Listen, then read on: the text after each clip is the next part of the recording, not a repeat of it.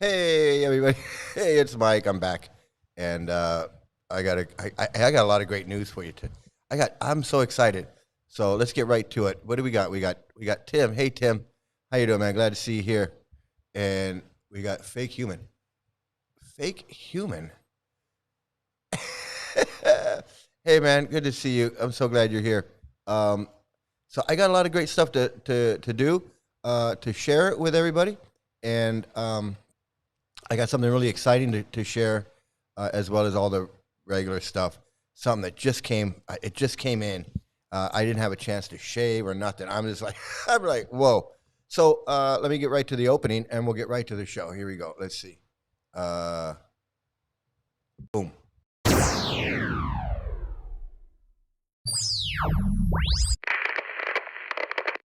Hello? Hello.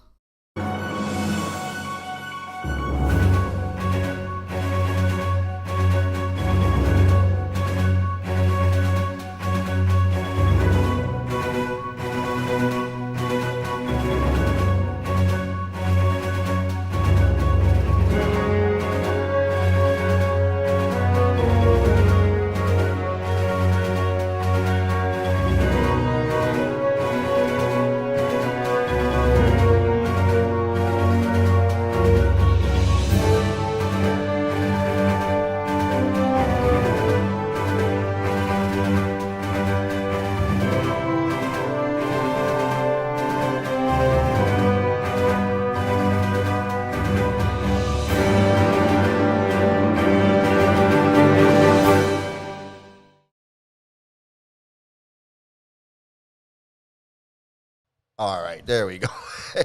All right, hey. So we also got Dahlia Roberts, man. Great to see you here. I'm glad you're here for this exciting show. And then Howard Johnson. Howard Johnson, man. Great to see you. Good day to you. And Fake Human, he's already on the phone with 911. And then Trey Martin Watts, man. Hey, how you doing? So, well, before I get to this great thing that I wanted to get Knitting Cult Lady, because she had something to say here, and I can't find her. Let's see. Oh, here we go. So yeah, I like Knitting Cult Lady. You should go check out her videos.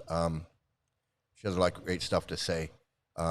She doesn't know much about Hare Krishna, but everything she says is right on the nose. Right on the nose. So here she is, and she's an actual expert.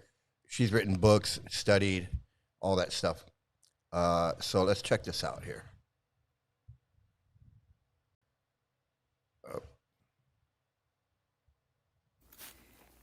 Why did cults get so normalized in the 60s and 70s? It's because cults pop up in times of social turmoil. And also because we were going through a huge walking away from religion, just like we are now. I'm Danielle, a scholar of cults, extreme groups, and extremely bad leadership. I wrote a book called Uncultured about growing up in one of those famous cults from the 60s and 70s, the Children of God religious cult, and then going into the cult of the US Army, which also got a lot cultier in the 60s and 70s when they discovered brainwashing and said, I wonder if we can use this as a weapon against our soldiers. Okay, so we have periods of cults spiking in the United States, including in the mid-1800s in upstate New York. This is when you have the Fruitlands, a cult that Louisa May Alcott's fathers started, and Oneida, yes, that Oneida, which started as a religious commune and then ultimately just turned into a business. Remember, cults are always a business. Cults are always organized crime, and then sometimes the cult part falls apart and the business remains, which is kind of what happened, but I still don't use Oneida. In the 1830s, this was also a period of revivalism and people either walking away from religions, finding new ones, right? I believe we have Mormonism coming around at this time. Okay, Seventh-day Adventist, Jehovah's Witnesses, Salvation Army would be started in the late 1800s, right? So there was kind of a bunch of those. Then in the 1930s, we have it again, another period of revivalism. And this time we have cults like Alcoholics Anonymous. We have cults like, 1930s, man, I'm blanking on my 1930s cults. we have some other cults coming out, but it really, really got normalized in the 60s and 70s. And a lot of that had to do with modernity. A lot of this has to do with education, people getting more education at that time. But mostly it has to do with times of social turmoil, when we are pulling down systems and realizing they don't work for us, including old religious systems, and trying to find new frameworks for how to live our life. And one of the things I say is anywhere in the space of personal transformation, predators will show up. And when the whole nation is going through a time of personal transformation, cults pop up. We can also look at this in reverse and understand that right now, the times we are living through with a cult documentary popping onto Netflix every other week, these are times of social turmoil. These are times of social systems changing.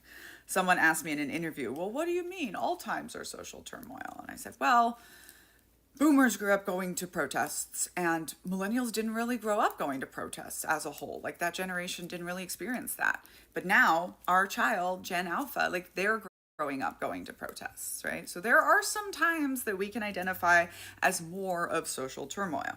And in fact, we can identify cults popping up throughout the world. So it was America in the 60s and 70s, America and Canada. And then it was big parts of Europe and a lot of Asia in the 80s. And then it was really heavily Latin America in the 90s. And my family pretty much followed that pattern with their international cult. So yeah, that's why cults pop up in times of social turmoil. And just like during COVID, with everyone going through extreme isolation, we knew that extremism was going to get worse because that's what isolation does. We know now, with authoritarian leadership going on and all of these other things that are happening, like, a lot of cults are going to pop up. And in fact, one of the things the Children of God founder did was all cult leaders are not created equal. So he went and got a population already culted in all these other cults and pulled them into his. So you can see how a lot of what she's saying directly applies to the Hare Krishna cult.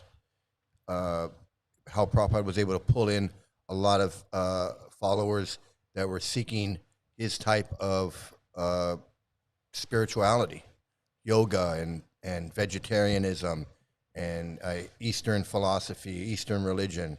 And he was able to just cast a wide net, bring in a lot of people.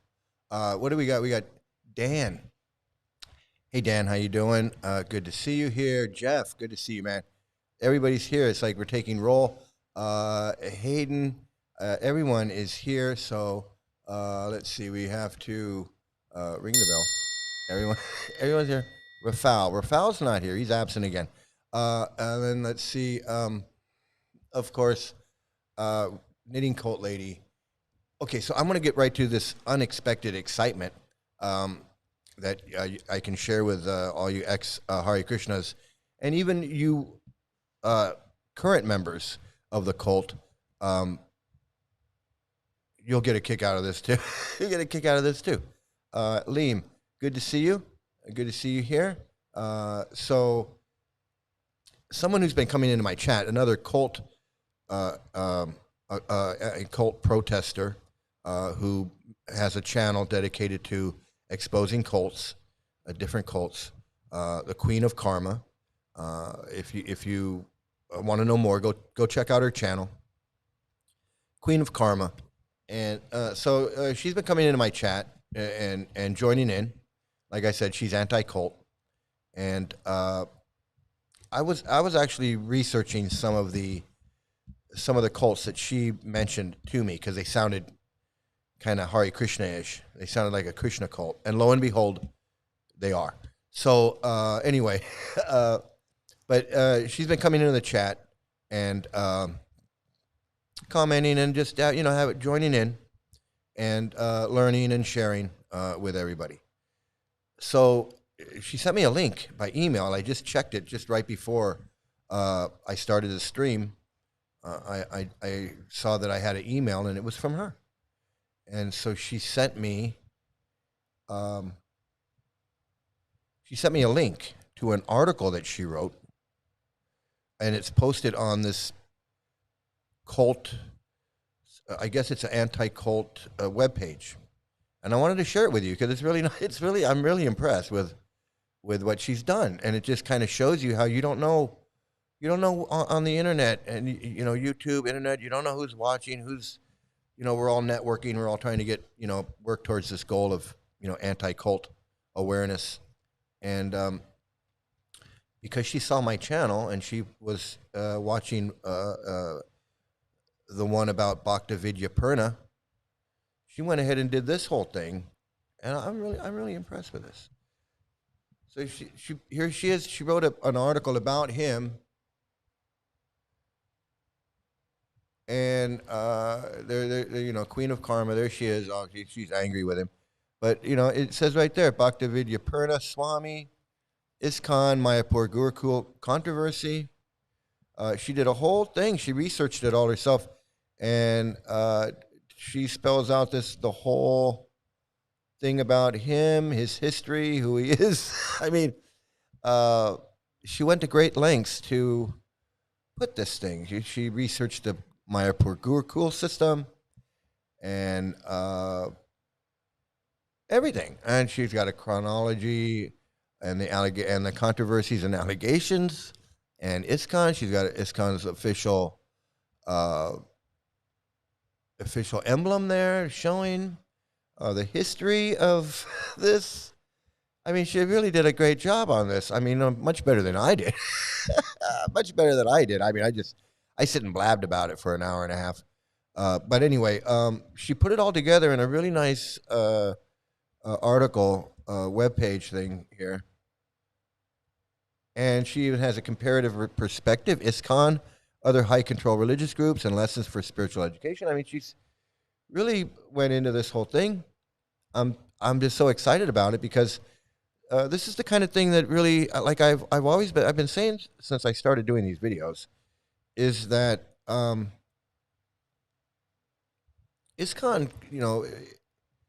ISKCON kind of flies under the radar.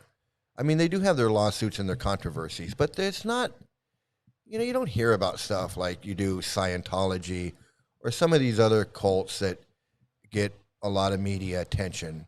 I think Hare Krishna has kind of been normalized into a culture, a modern day culture, where it's not really even, it's just part of the background now, kind of like my brick wall. People don't even really pay attention to it. And I hate that. It's a dangerous, destructive, abusive, child abusing, predatory cult. And people need to be reminded. People need to know that.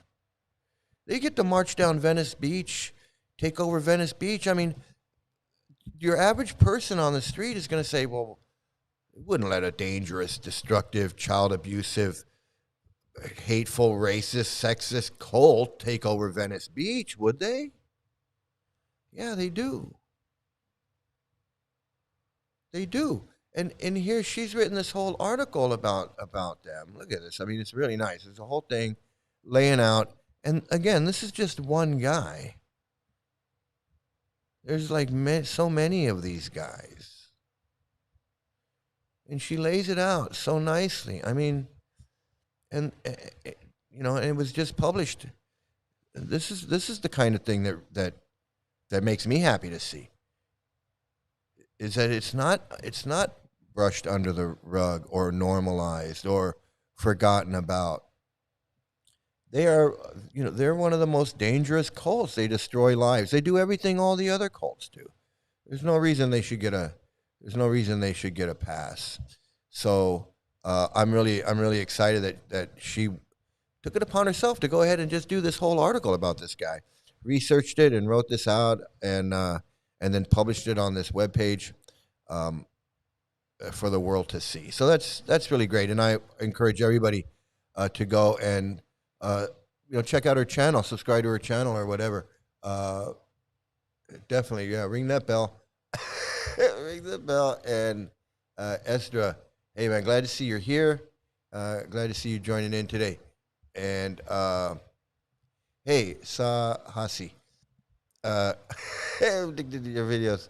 Uh, Thanks, I appreciate it, man. It's great. Wow, yeah, wow, nice work, Queen of Karma. Yeah, isn't that great? I got to hand it to her. I mean, uh, um, I really got to hand it to this Queen of Karma. She's not fooling around when she says, you know, she's anti-cult and she wants to, uh, you know, do something. You know, she's doing something. She has no connection with Hare Krishna, but she's definitely anti-cult, and that's the most important thing. It's con. It's a con for sure. It's a con. So, big shout out to Queen of Karma for that. Definitely go subscribe to her channel or check her channel out if you want to know more about that. But that's really great. I'm just, I mean, you couldn't ask for anything better than that. I mean, you really couldn't. You can't ask for anything better than that. So then, let's see what else we got. I got, okay. So I wanted to show a little bit of this. Well, I'm gonna get to the God men in a second. Um,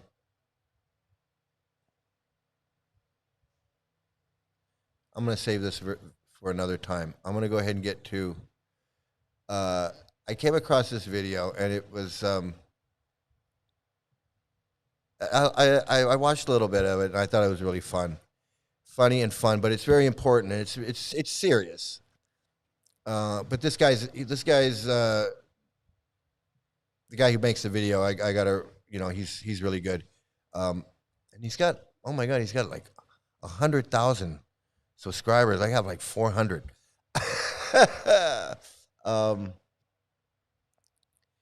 But anyway, I was researching some other cults, this Sant Mat and this Radha Shomi and Ekankar, and it's basically Hare Krishna. They have some Vaishnav saints in their lineage, and they believe the same parampara, Skampradaya, living guru, transcendental knowledge, bhakti yoga.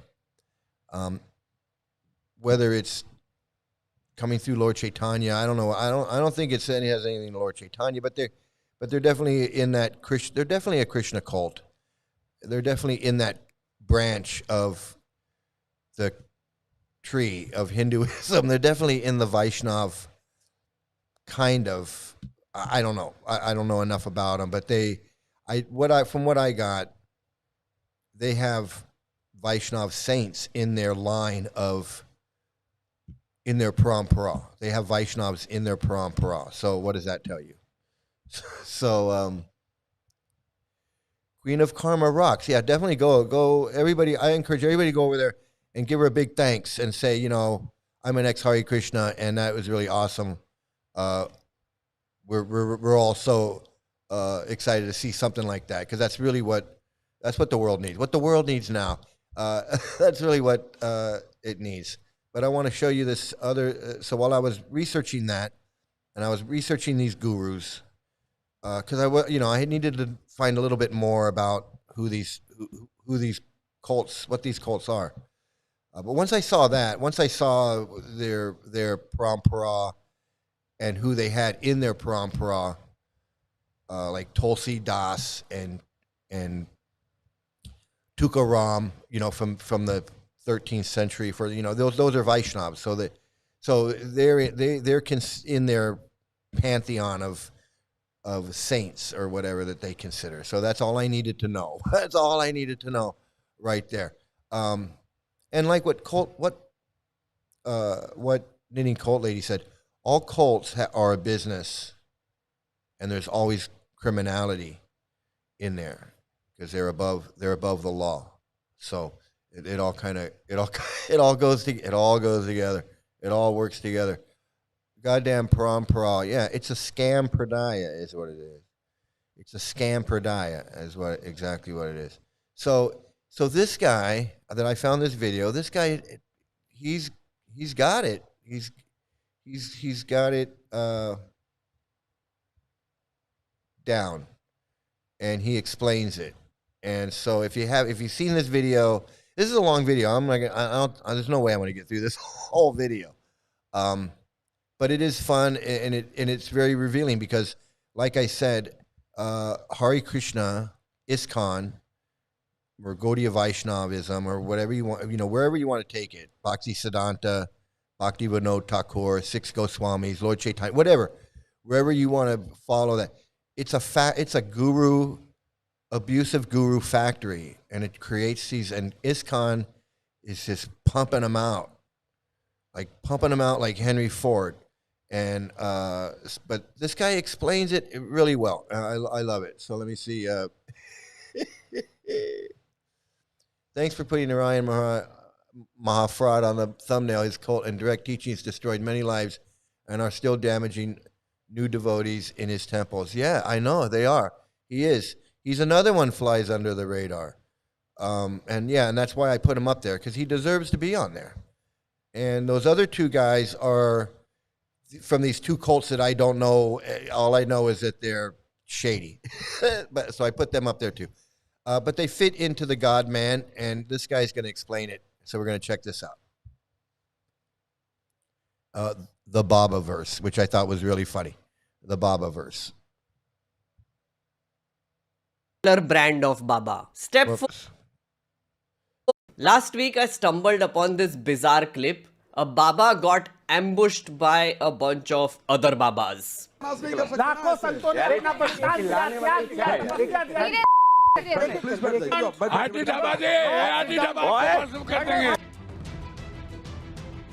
Police को call कर रहा हूँ। आप वहाँ पे call कर रहा हूँ। यहाँ पे ना, और ये मुझे बाहर नहीं जाने दे रहे हैं। ठीक है? गेट बंद नहीं है, गेट बंद कर दिया, गेट खुलवाइए। क्या बना रहे हो? It happened on a news channel called News Nation. You'd think all these self-proclaimed men of wisdom would be sitting together and discussing life, philosophy, and the mysteries of the universe. Nope. There was a lot of gali galoch, loud screaming, and acrimony.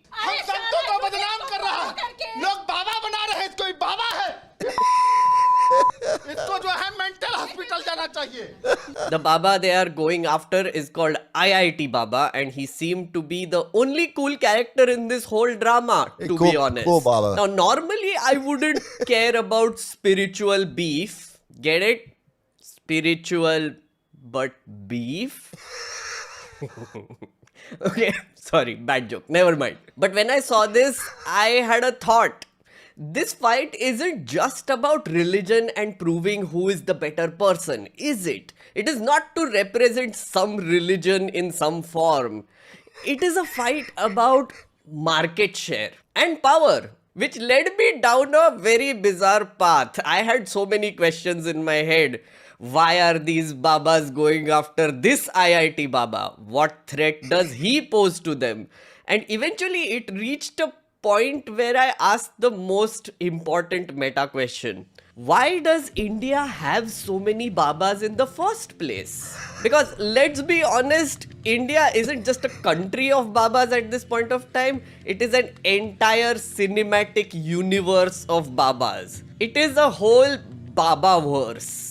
You have bearded ones, bald ones, corporate ones, controversy-loving ones, ones that ride bikes, ones that are 10 years old, ones that do yoga, ones that create political movements. And yes, there are even ones that run international FMCG companies. So yeah, we have many godmen around us, but how did we get here? What makes the Babas so attractive to the Indian audience? Or maybe the better question to ask is, why do these Babas even exist? After going through a bunch of these, watching some of their pravachans and reading about their life, one thing became clear. Every Baba has a motivation. They all have a format as well. And once I figured out their motivations and format, I could tell why a flock of people flock to them. So in this video, I am going to do just that. I am going to try and categorize our Babas so that this Babaverse makes a little more sense to someone who doesn't really indulge in all of this. You might know one or two of these Babas, but when you look at it in its entirety, yeah, it paints a picture. Before we start, a disclaimer. It's just, I know, you know, he's a lighthearted guy like me, and he's having a good time, fun time with this. It's actually, you know, it's actually a serious topic because these guys take advantage of a lot of people. They you know, kind of. I guess that's why I like him, because he reminds me of myself, because he's having a lot of fun and he's making jokes and he's doing it in a lighthearted way. But it is a serious subject, and these people do harm a lot of innocent people's lives. They come to these babas, these babas and these gurus, and they sincerely come to these guys looking for something, looking for spiritual whatever. Sometimes it's just a yoga class, but many times it's for spiritual guidance, how they can become a better person, how they can become happier or achieve something in their lives, maybe fulfill something in their lives that they're looking for, whatever it is.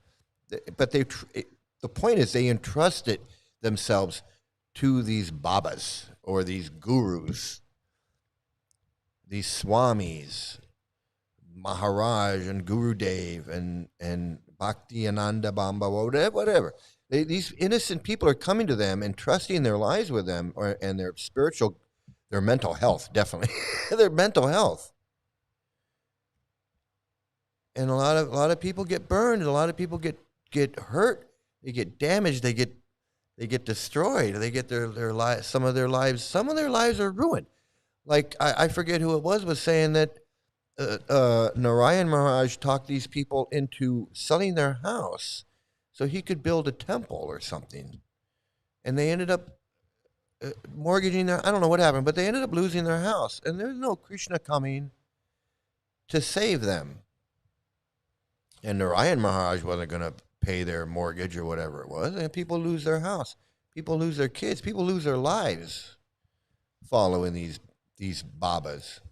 So while, you know, we're all having a good time making fun, I mean, this guy's, he sounds like, if I close my eyes, I think I'm watching The Simpsons or something. But you know, he's having fun. I'm having fun watching him, and we're laughing. But it's actually pretty sinister and evil stuff. If you are expecting me to fact check these Babas or critique the Hindu religion, yeah, that's not happening.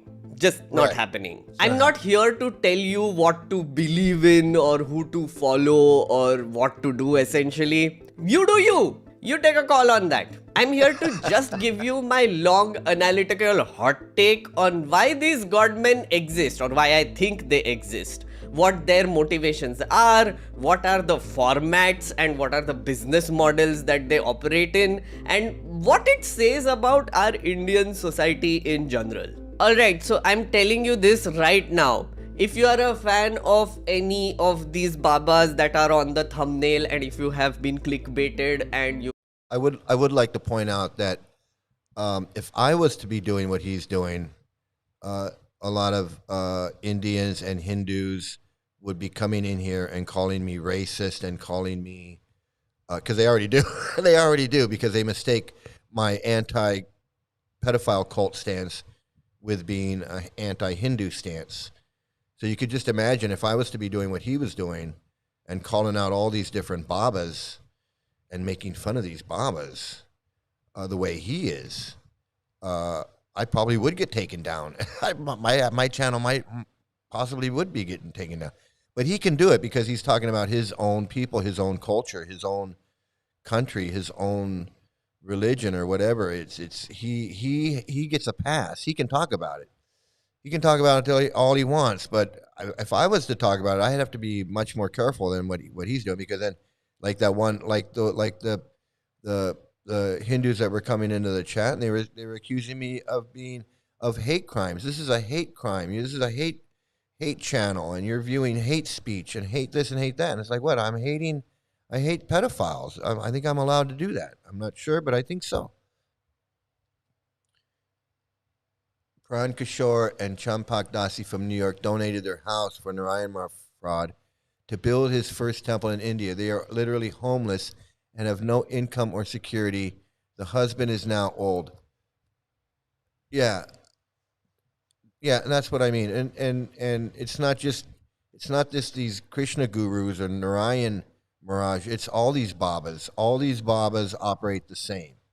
And that's why this guy's on the nose too. Have clicked on this, but you get easily offended and can't handle sociological commentary and criticism of your favorite babas, then this video is not for you. I'm warning you. If you're going to watch this and then get offended, then it's a you problem. It's a you problem, not a me problem. Okay guys, I just had to give that disclaimer because every damn time that I make a video on any of these babas, their fans kind of flock to my channel and curse me like crazy in the comments, and it kind of traumatizes me a little bit. So it's not very nice. And in this video, I'm going to take a dump on, let's see, how many are there now? 12 of them. 12. That's why the disclaimer. So brace yourself because this is going to be a long one. This is a video about godmen who pretend to play the spiritual game but are actually creating a vote bank. This is a video about babas who exploit spirituality to make a shit ton of money. This is a video about babas who worship the real day modern god, the YouTube algorithm.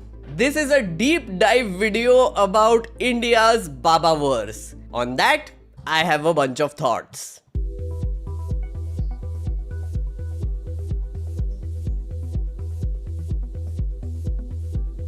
India has a long history of spiritual teachers, mystics and ascetics.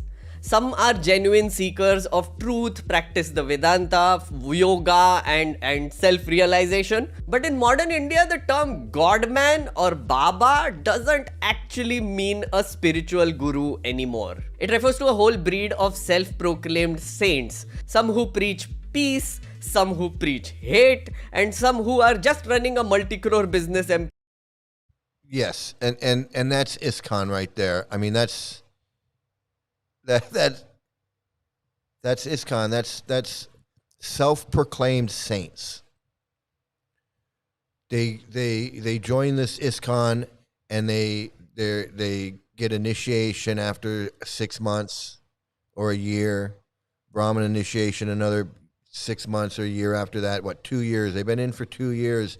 And now they're Brahmin initiation, and now a couple years later they want to become Swami. And they can, or or they leave and they like Gorahari and they go do their own thing and they go, hey, Prabhupada came to me in a dream. Because I can't become a Swami.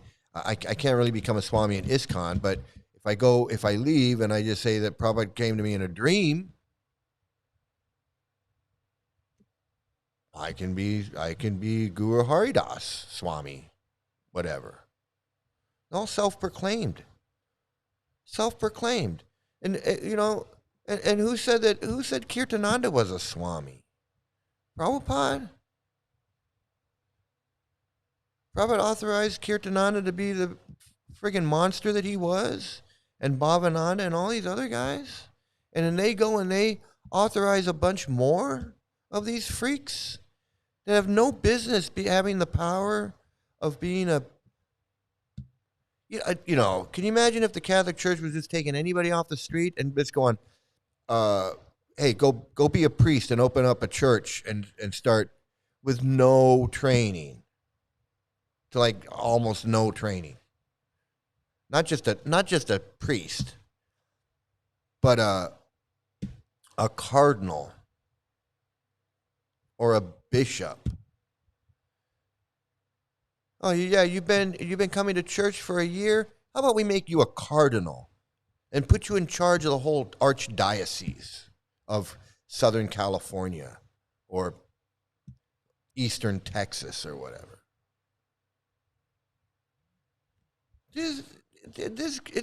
What ISKCON does is it's like these crazy godmen that he's talking about on steroids, like Fake Human says. Like on steroids, because they're just pumping them out. It's like a factory of these guys. A lot of these Babas that he's talking about are like self-proclaimed God men that just say, "Hey, I'm Sadhguru now, or I'm whoever now. I'm this God man." But ISKCON is like a factory. It's like you join and then you go in a normal person and you come out a pedophile swami at the other end. It's the greatest crime to pose as God or God's messenger, to collect money, abuse humans, get ego strokes, eating good food, good lodging, easy life, disgusting demons. Yeah, but then that begs the question. That begs the question, if you're not getting all that stuff, why are you posing as God's messenger or representative? Why should I pose as God's representative if I'm not getting something out of it? It's a business. It's a carnival bark. It's a carnival barker. It's a carnival scam. It's step right up and throw these darts and you're going to win a friggin' $10,000. All you got to do is just pop the balloon with these darts. And you can have a $10,000 guitar. Look, it's right there. It's hanging right there. You think anybody's going to win? You think you can just pop a balloon and win a freaking $10,000 guitar? Or, whatever those prizes that they have? No, you don't do no. No, you're not winning that. You're not winning that prize. You're just not. Sorry. You're not winning it. You're not getting self-realized. You're not getting self-realized. You're not going back to Godhead. There's no demon head eating the moon. It's just a scam. It's just a friggin' scam. It's just a friggin' scam. In the name of spirituality. To understand the Babaverse, we need to start with the most basic version of Godmen. Like these people.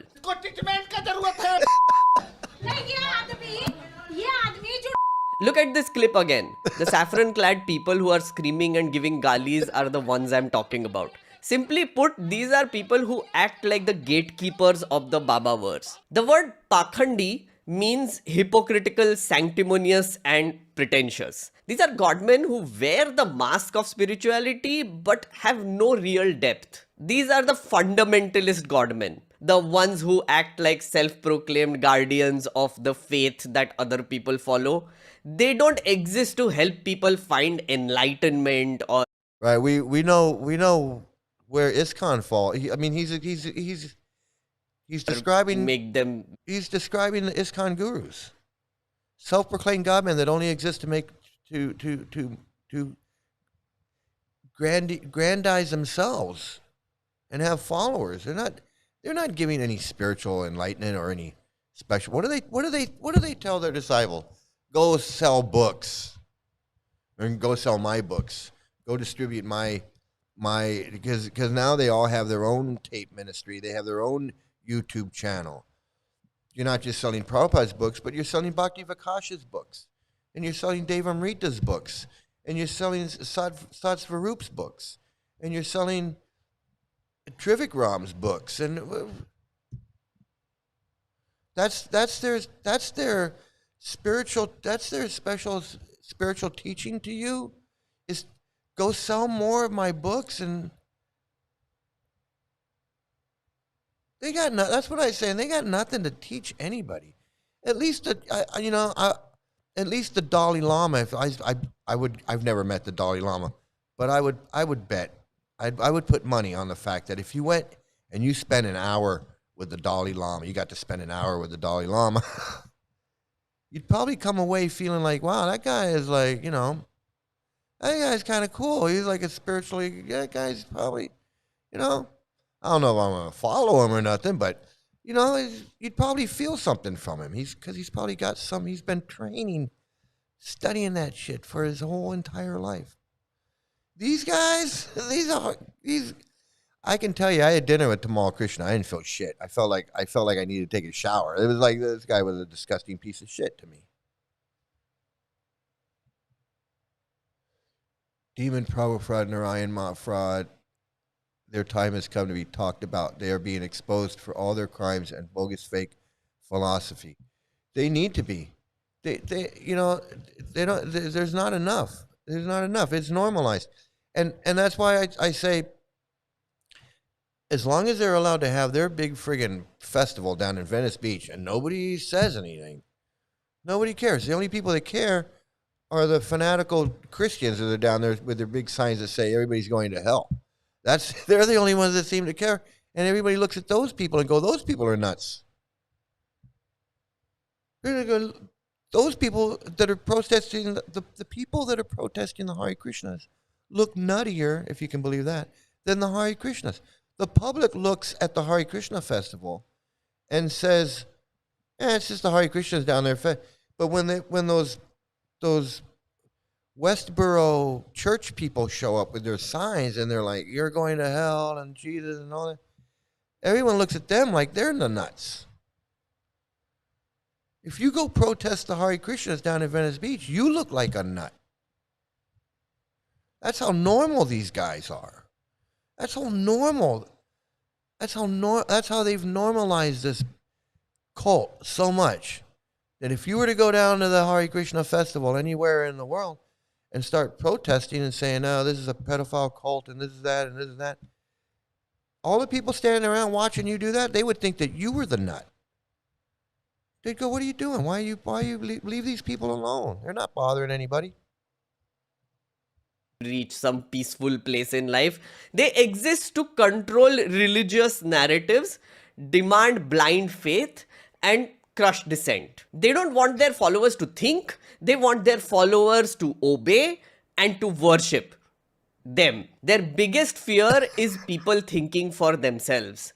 Their favorite strategy is screaming, "Arey dharam khatre mein hai," whenever someone asks a question about the religion or poses a challenge to their faith. Their superpower is fear-mongering, gaslighting, and whatever this is.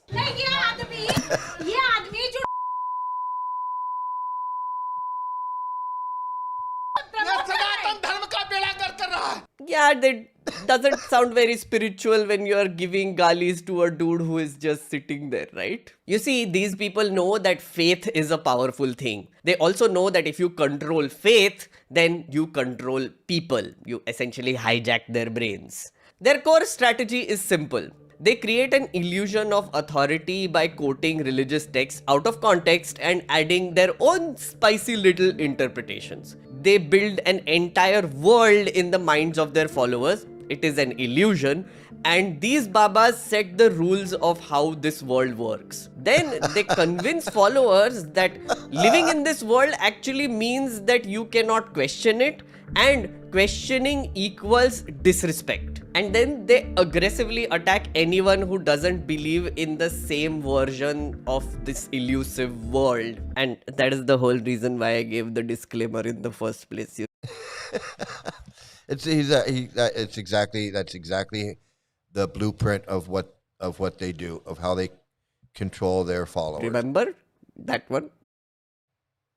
Yeah. And eventually their followers become more and more dedicated towards protecting this illusion because it gives their life meaning and they exist in that universe and it gives them purpose. This, my viewers, in brief, is the Babaverse starter pack.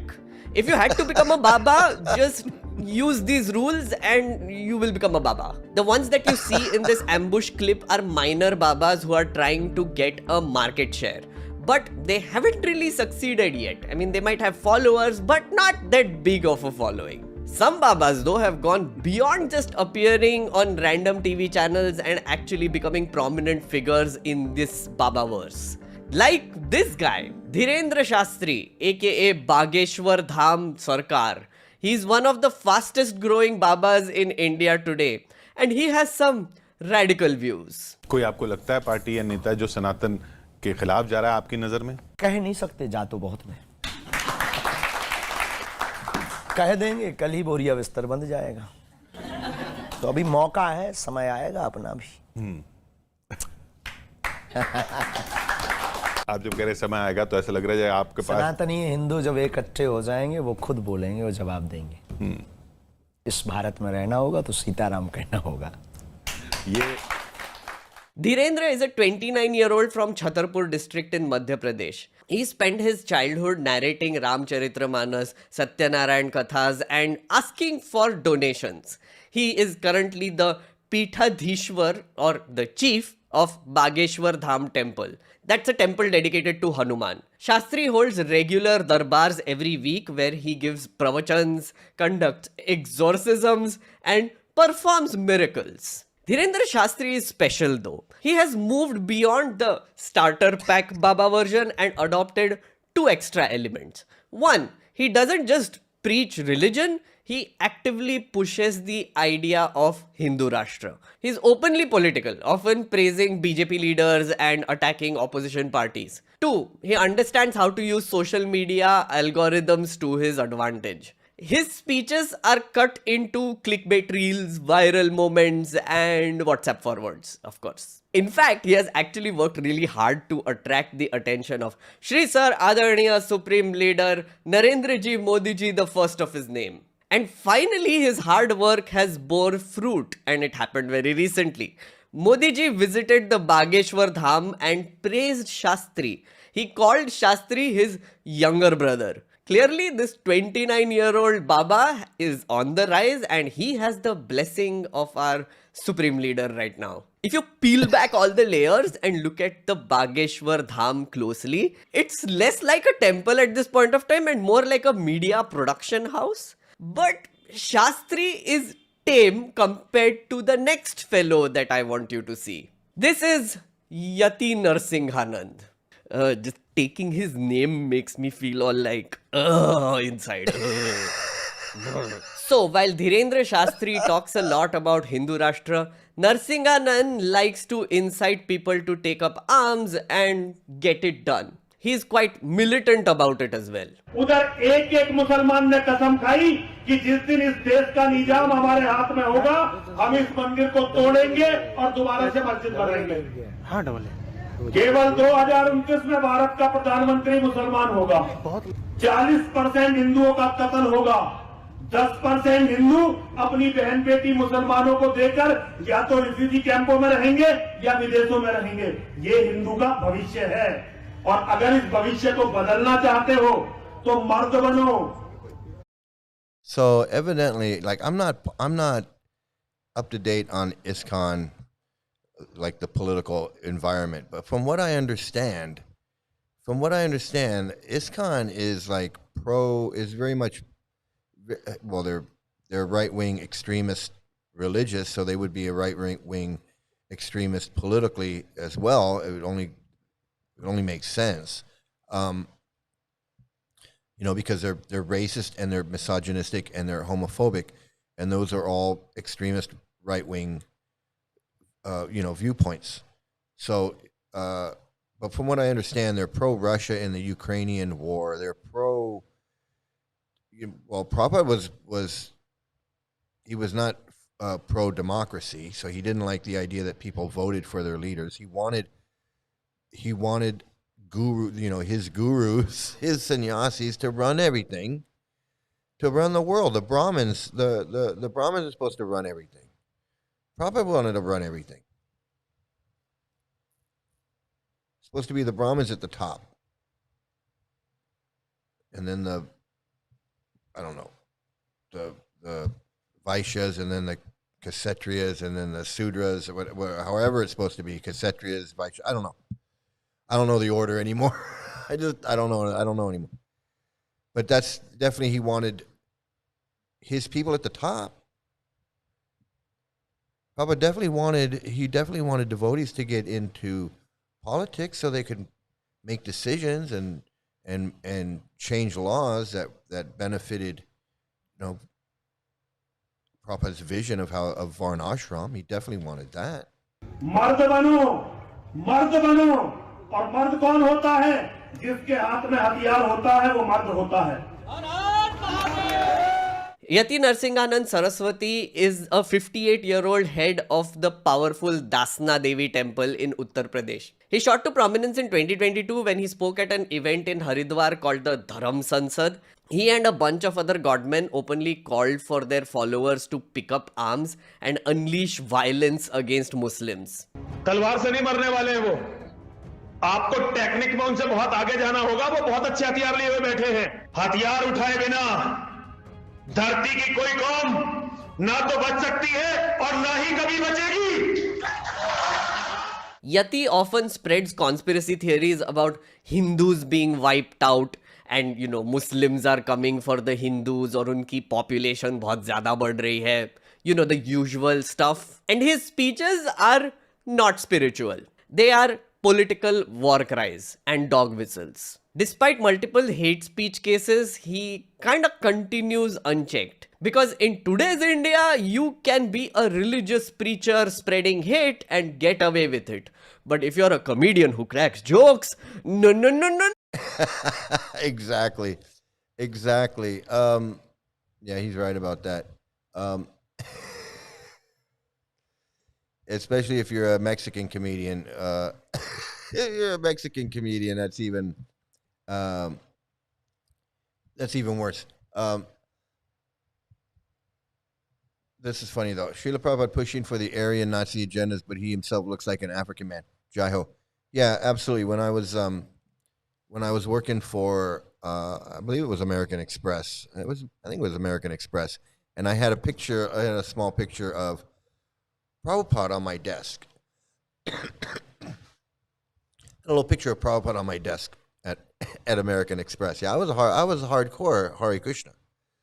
So even though I had a job at American Express, I had my picture of my guru on my desk, and I probably had some Krishna books there. I don't remember, Bhagavad Gita or something on my desk. But I had a little picture of Prabhupada on my desk. And one of my coworkers, African American, black guy, came up to me one day, and he's like, "Hey man, who's that black man? Who's that black man on your desk?" And I was like, "What?" And he goes, "Yeah, you got that picture of that man on there, that black man on your desk. Who's that black man on your desk?" And I said, "Oh, he's from India." And he goes, "Oh, well, that's a black man." He goes, "That's still a black man. It don't matter. He's still a black man."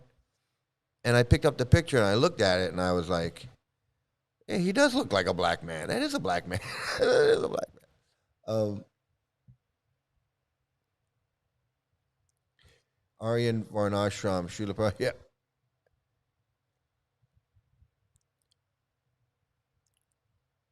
Guru of sprouting garbage. I know. So these guys get up there and they can.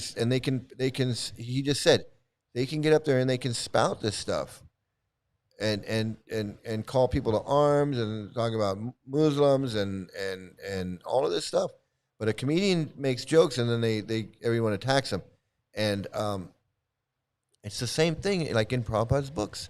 Prabhupada's books has all this racism and sexism and pedophilia and stories about gopis and Krishna having sex with 11-year-old girls and Ramananda Roy and how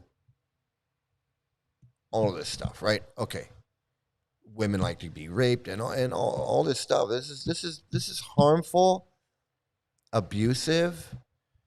Talk about hate speech. You can sell those books on the street, no problem. You can have a whole parade in Venice Beach or Central Park or Fifth Avenue or down, the Champs-Élysées or wherever it is, whatever main street in whatever town, Piccadilly Circus, wherever it is. They can have their big friggin' parade and they can sell those crappy books everywhere that has all that stuff in it. About all that stuff. I mean, I'm not going to repeat it all, but, it's the same thing. It's the same thing as these guys preaching about this stuff. There are quotes that were in Prabhupada's books where he talks about after the Armageddon, after the end of the world, when there's nothing left and Hare Krishnas are going to have weapons and bombs and whatever, and they will force people to be Hare Krishnas. He says, not now, but in the future we will. We can force them with guns or whatever it is. I'll find that quote for you. But yeah, he that man, the same man that says that and promoting child marriage, they can have their parade and do all their stuff and spread all that stuff through their books. That's perfectly okay. It's perfectly okay. Yeah, let's go. Let's all go to India and become a guru. Let's all go to India and become a guru. Why not? Make a lot of money. You can make a lot of money doing that. You can make a pretty good living, I guess, these guys.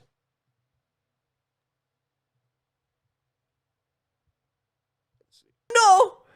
FIR, Shastri hasn't gone into proper insightful hate speech territory yet, but Yati Narsinganand has. They preach the same ideas, but Yati likes to mobilize and make things happen. And unlike Shastri or Narsinganand who are out there in public, there is this one godman who operates in the shadows. And this is a big one. And honestly, I was wondering if I should put him in this video and should call him a Baba. But here I am. I'm gonna do it. Let me tell you about Swami Avimukteshwaranand, the Shankaracharya of Jyoti Math. चारों शंकराचार्य वहां पर नहीं जा रहे हैं। कारण क्या है, क्यों नहीं जा रहे हैं? किसी राग द्वेष के कारण नहीं, बल्कि शंकराचार्यों का ये दायित्व है कि वो शास्त्र विधि का पालन करें और करवाएं। अब वहां पर शास्त्र विधि की उपेक्षा हो रही है। सबसे पहली उपेक्षा क्या है कि मंदिर अभी पूरा बना नहीं और प्रतिष्ठा की जा रही है। कोई ऐसी परिस्थिति नहीं है कि अपने को अचानक कर देना पड़े। You must have heard of him when the No idea Ram what he's temple saying. consecration was happening. He was invited, but he turned it down, saying that the ceremony is not happening according to Hindu traditions and is not up to code. That caused a lot of ruckus, honestly, before the elections, because Modi ji was expecting that the Ram temple thing will just go smoothly and everybody will praise him. And then comes along Shankaracharya and he's like, No, this is wrong. You're not doing it correctly. Because I decide what is to be done correctly when it comes to temple inaugurations. you know why he said that? Because he is the one who actually decides the code and sets the rules. Or at least he proclaims that he is, and other people believe that he does. You see, Shankaracharya is a title that is used by the heads of 4 monasteries or mutts that were established by Adi Shankar according to the Advait Vedanta tradition. The Shankaracharyas are supposed to be realized men who understand the Vedantas and can be consulted by those who have queries about Hindu traditions and practices. They're supposed to be the top tier keepers of traditions in the Hindu religion. So, as a result, a lot of Hindus consider these 4 Shankaracharyas to be the be-all and end-all of Hindu religion. And Avimukteshwaranand takes his role very seriously. And since he operates on a meta level, he has been demanding constitutional reforms to ensure dharmic education and how it should be a fundamental right for children to take this dharmic education. Shankaracharya in this Baba verse plays a very different role.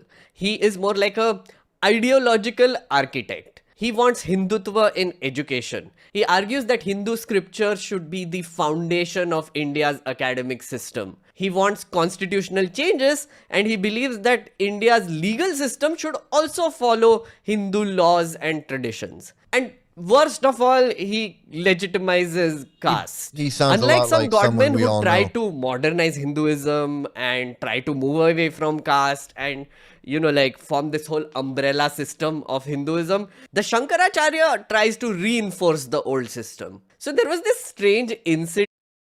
He sounds a lot like what Prabhupada wanted to be. Like that's the position that Prabhupada wanted. So Prabhupada created his own organization so he could be that Sankacharya, that leader and decision maker and the ultimate authority on what is what and who is who and where is where. It sounds like this Sankacharya's got the same God-man disease that Prabhupada had. In fact, I think Prabhupada had it even more. He wrote all these books proclaiming himself to be this, I'm this God, man, I'm this pure devotee, I'm in this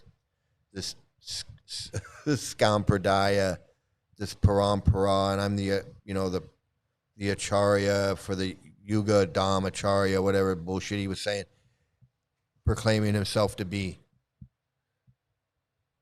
That's what this Sankacharya sounds like. That's what this Sankacharya character, that's who he really is. He's actually one of these four guys that actually has that role of like a pope. Like there's like a four-man pope,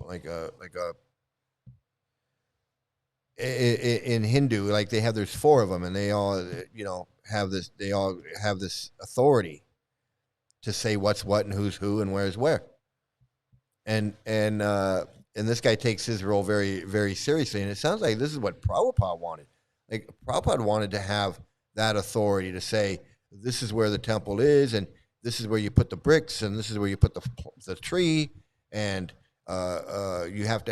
you get up at 4:00 and you go to temple at 4:30 and you're there till 5, and at 5:05 you do Tulsi. And then at 6, you're going to chant japa. And then at 7, you're going to wash my feet. And he had it all. He was the one who said it. Prabhupada was the one who said it, whether it was authorized, whether it wasn't authorized, whether it was Vedic, whether it wasn't Vedic, whether it was in line with Lord Chaitanya, whether it wasn't in line with Lord Chaitanya. Prabhupada was that ultimate. That's what Prabhupada wanted to be, that guy.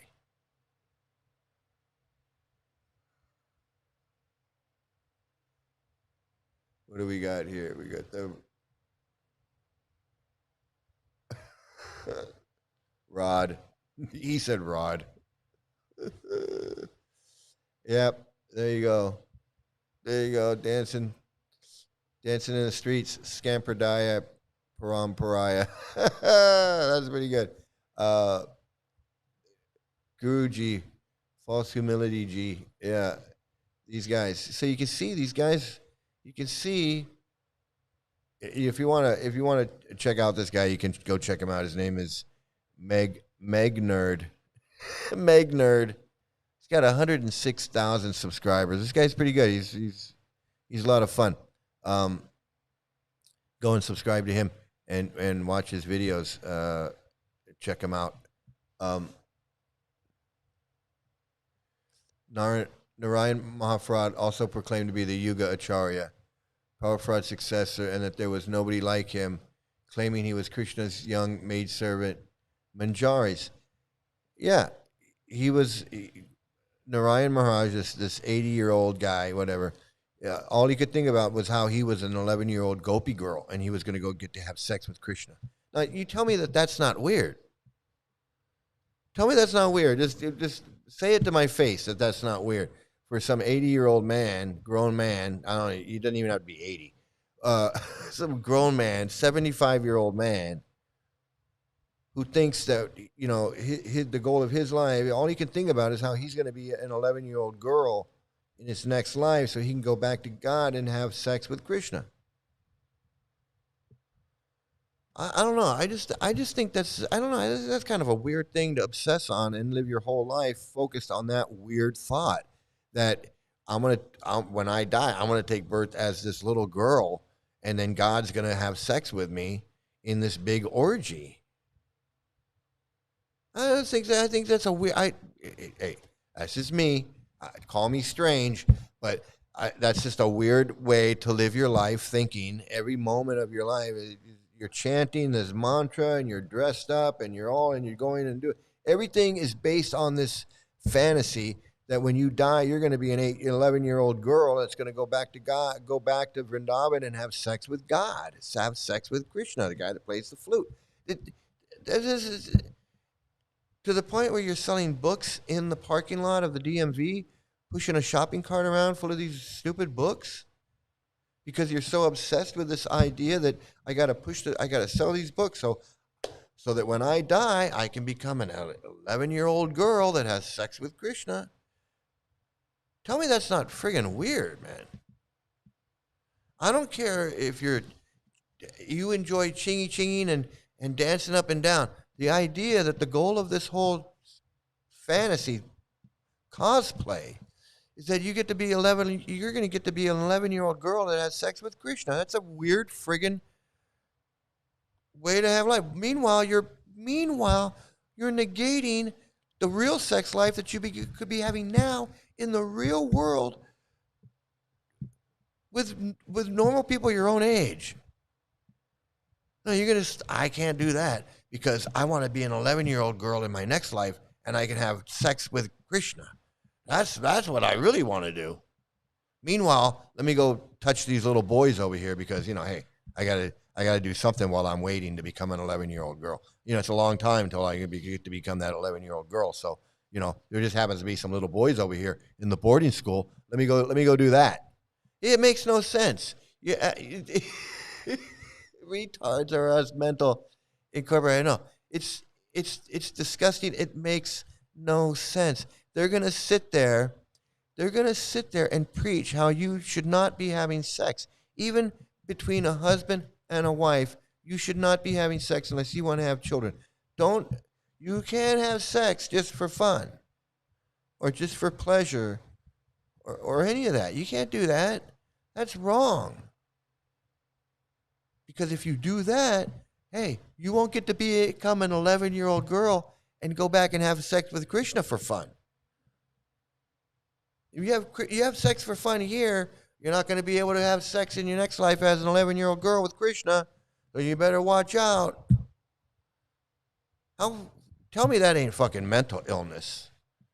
Tell me that ain't friggin' mental. Tell me that ain't fucking mental illness, man. I got to have something. What do I got here? What do I got? What do I got here? I got to have something. What in God's holy name are you blathering about? What in God's holy name are you blathering about, man? It's Unga! It makes no sense. I like this one though. Midnight at the oasis, send your camel to bed. Yeah, send your camel to bed. I don't know what that means, but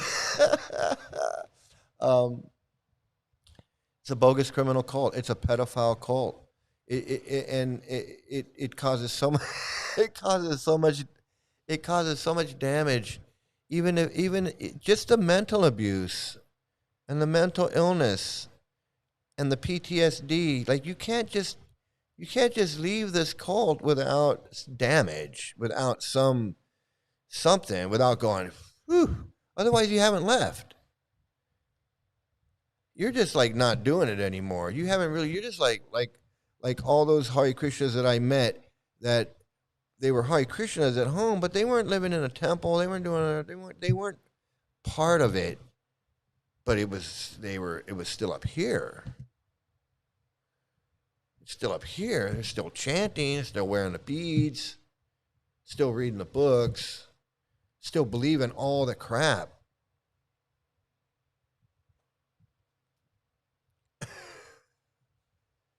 Join this cult and you'll never be the same, but in a bad way. You'll never be the same, man. You'll never be the same. Never be the same. Brokeback Goloka Vrindavan. Yeah, it's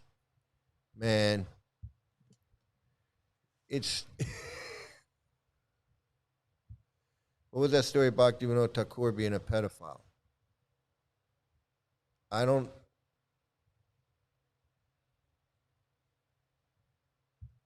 know about Bhaktivinoda Thakur being a pedophile. Oh, I don't. There's some shady stuff going on. There's something because he was eating meat and he was not. He wasn't. He was eating meat. He ate meat. He had to give it up, which means he was eating it. If he had to give it up, he was meat. There's no way you can give up something that you weren't doing. So, the line of gurus is all BS. It's all BS. It's all BS. And they all these God men want to say that they're in some line, they're connected to something. The line of saints, this Saint Mat and this Radha Swami, Xiaomi or whatever that group is, and these other offshoots. Because there were some like Western characters that came in and you know, like they met a guru, like a Prabhupada type guy. And they were like a Kirtanananda type character, and they met a Prabhupada type character, just in some other line of gurus. And so then it's all the same shit. And they all have their own names. Their own.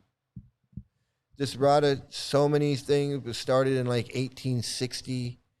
The Sant Mat started in like the 1800s. You figure it was around Bhakti Vinod Thakur's time. These guys are all the same. And they weren't the first to be doing this with this living guru. These two groups, these two gurus on the front on the thumbnail of my video. Those two guys have the same philosophy about the living guru, and he imparts knowledge, and you have to surrender, and you have to do seva, and you have to do service. It's like identical stuff. I don't know what books they're reading. I don't know, I don't know the details. But it's all the same stuff. I was looking at what. As far as I scratched the surface, and I could see Prabhupada's face down there. That's what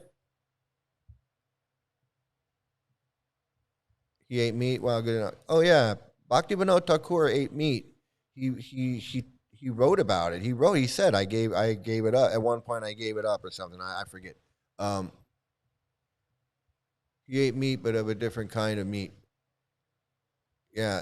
And he had a bunch of kids, and they weren't all devotees, and his wife, I mean, same shit, different bodies. Yeah, these guys are all. I mean, where did Prabhupada get the idea? Where did his godbrothers get the idea that they were this pure devotee, self-realized soul that everyone has to surrender to and say prayers to and worship with? I mean, where did they get that? Because Bhaktisiddhanta was doing that, and they were doing that to him. And where did he get the idea that he did that? Because it was his dad.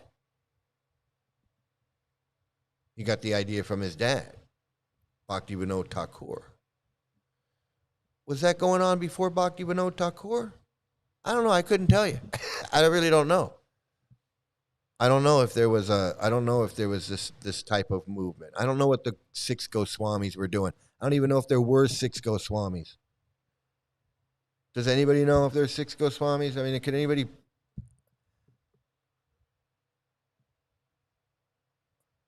Bhaktivinoda Thakur ate fish, seafood, poultry, as well as goat was common in Bengali cuisines. Yeah, he ate meat. They want to prohibit their disciples from doing the very things they loved doing themselves. By the time they became gurus, they were old. Yeah, this Bhavananda. Okay, so Bhavananda was hanging around with Andy Warhol in like the early 60s. He was an Andy Warhol guy. He was a homosexual model, one of these Andy Warhol groupie guys. You know, Andy Warhol in New York, he had this band, this group of followers or groupies or whatever that he hung out with. His merry band of mirth makers or whatever you want to call it. Models and socialites and authors and artists. And Bhavananda was in that group with Andy Warhol.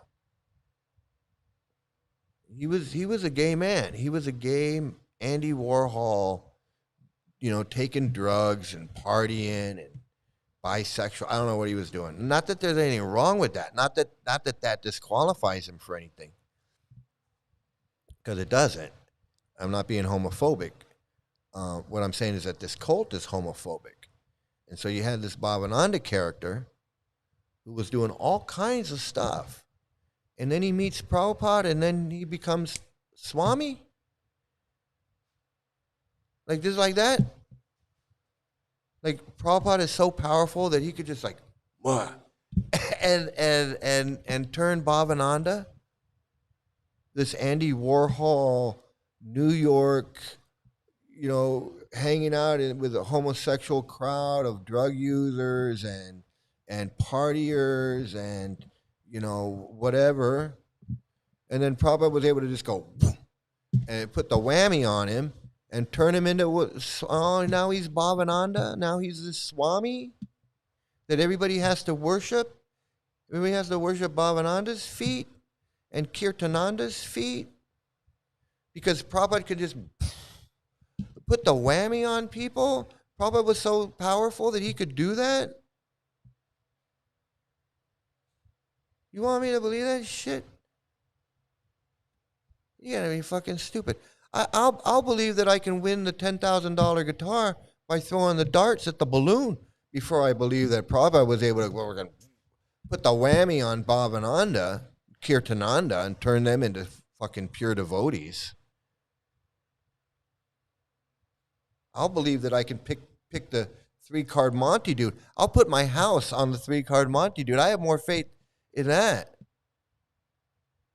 than Prabhupada was able to put the friggin' whammy on people like Bhavananda and Kirtanananda and Jayatirtha and Rameshwar and Harikesh and Hridayananda and Bhaktivikash Swami. Like somehow this bullshit is supposed to turn these people into pure devotees because they chant some friggin' magic words and wash some statue's feet with yogurt.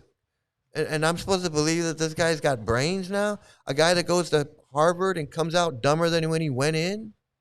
I'm supposed to wash his feet? Reminds me, you're going to spin the wheel, idiot. Man,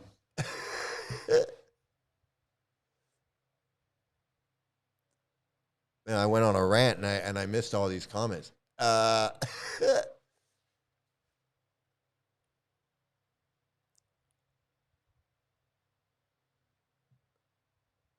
Oh yeah, I saw that one. Yeah, they became all.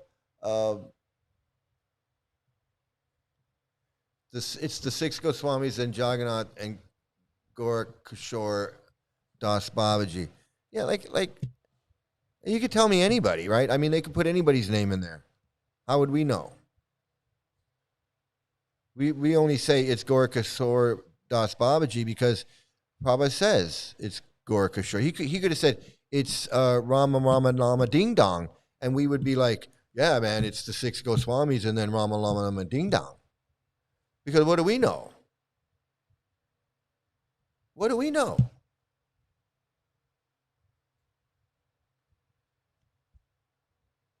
Where is there any evidence that there ever was a Gorakishore Das Babaji? I just have to accept that. And it is Jagannath. And I have to accept the story that Bhaktivinoda Thakur found Chaitanya's birthplace that was in the middle of the river somewhere because hundreds of years the river changes location and it wasn't there. But anyway, I'm supposed to believe that he took this Jagannath in a basket, carried him on his back, and when he found the spot, he jumped up. The guy was like Uncle Joe in Willy Wonka, right? Guy couldn't walk; he was crippled. He carried him out in a basket. But when he found the tree where Lord Chaitanya was born under, that looks like the tree. I'll say that's the tree. So when he showed him the tree, all of a sudden he could dance now. You want me to believe? You really want me to believe that? And that there was a Vishwanath whatever and a hooba dooba dooby doo. I just why am I believing this? Why? Because if I don't believe it, I can't advance in spiritual life. The only way I can advance in spiritual life is I have to believe all this bullshit. So I'm invested in believing it because I want to make spiritual advancement. And the same man who's telling me that Ramalama Ding Dong is in line with whoever is the same guy that's telling me that if I don't believe this bullshit, I can't make spiritual advancement. So wow, I'm getting it from both sides from the same guy. How does that make sense?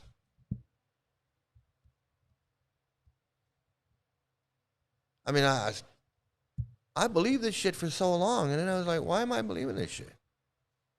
You really want me to believe that there was a first of all, there's no guy floating between planets playing a guitar chanting Orion. So we can just count that out. That ain't happening. And he's in the parampara. So where's your parampara now? Where's your parampara now? It ends when you get to the guy that goes into space. No, it ends way before him. He's not the only imaginary person in that line. Oh, you think everybody else in that parampara is real? You think every name in that thing is real? Those are real people, including the guy that's floating between space going. No, it is not. It ain't happening. It just ain't happening.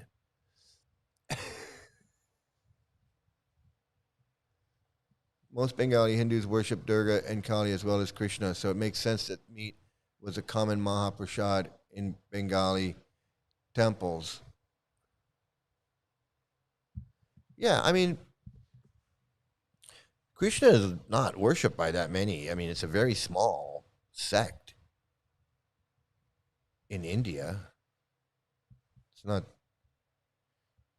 It's Vishnu and Ganesh and Lakshmi and Kali and Rudra and you know that's who's worship. You go to Vrindavan and that's where all the Krishna temples are. But you leave Vrindavan, it's all Vishnu temples and Ganesh temples and Hanuman temples and Lakshmi temples and Kali temples.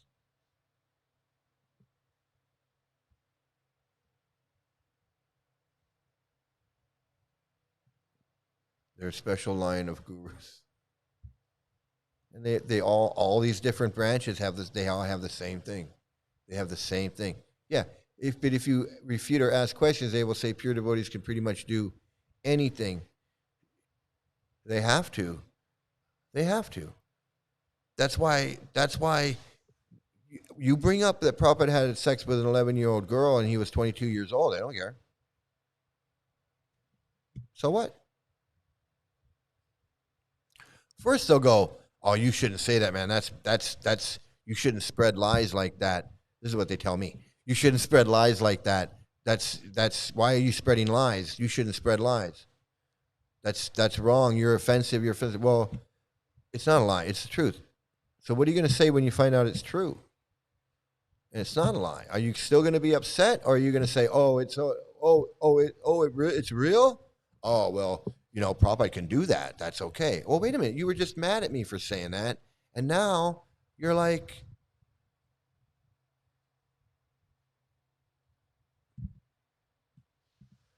you ask anybody. You go into any temple and say, any Sunday feast, raise your hand. Say, you know, I was reading in the database where Prabhupada says that he was 22 and he had sex with an 11-year-old wife. That's okay, right? That's okay, right? And they're going to go, yeah, it's Vedic. It's okay.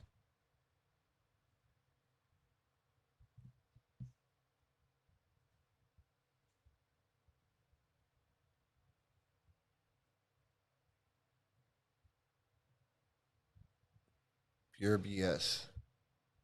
Pure 100%. Spot on. That is what these so-called scammer gurus do.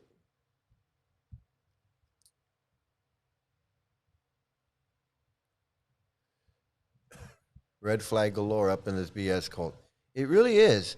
It really is. And the brainwashing is so, I gotta say, like, I gotta call it like it is. The brainwashing is so good because it uses Hinduism and our lack of knowledge about it to really, you know, manipulate and spiritually blackmail and emotionally blackmail innocent people that don't know.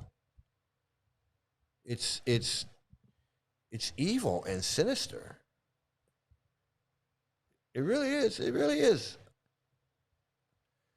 It's a conundrum, a cult who's homophobic and have an intense hatred against women, yet they have swamis in the cult who are pedophiles with power and money, and homosexual gurus. So that's what gets me is, and I have nothing against homosexual gurus. I think that if you're going to have gurus, then women should be gurus and homosexuals should be gurus. And so being homosexual has nothing to do with it, but they have a problem with it.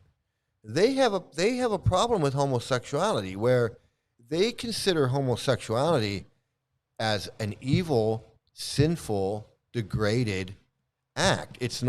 Being a homosexual to a Hare Krishna is no different than eating meat and having illicit sex and getting intoxicated. It's like a regular principle. It's even worse because not having sex is sex without procreation is a regular principle. Not, can't have sex, right? Homosexuality is even worse because it's purely sense enjoyment. You can't have a homosexual sexual relationship for procreation. So there's no excuse for it because sense enjoyment is bad. Sex without making children is bad. So homosexuality is like it's worse than both of those things because it is both of those things combined into one thing. And they came out of Lord Brahma's ass, and they wanted to have sex with Lord Brahma. So that ruined them for life. That was their downfall, right? They're demoniac. They're monsters. They want to have sex with Lord Brahma. That little bit right there just ruined it. So the fact that that's how they look at homosexuals, and yet they have gurus that are sitting on the beyond, they're gay. They're obviously gay. Jagjivan was gay. They're obviously gay. And then everybody in the audience is supposed to sit there and go, "Oh, he's obviously gay, but homosexuality is evil, and yet he's Guru Dev, Mahar." I mean, what's a quicker way to go crazy? It bugged the hell out of me because I was like, what is this homophobia? I don't understand the homophobia. I mean, and then I see gay gurus, and I'm meeting gay devotees that are obviously gay. I mean, they're not even trying to hide it. And I'm thinking, this is some schizophrenia going on. This is a schizophrenic cult where you're like, you're preaching no homosexuality and it's evil and it's bad, it's demoniac, and yet you're just letting these gay guys run around and be gurus and swamis, and that was confusing for me. And I didn't care, and I was confused. I would imagine you had to have some real homophobic devotees in ISKCON that were like, why do we have gay this guy? I mean, obviously they would be like, that guy's gay. Obviously the guru's gay. And I don't understand. I just don't understand the mental gymnastics you got to go through to just get through a normal day in this cult.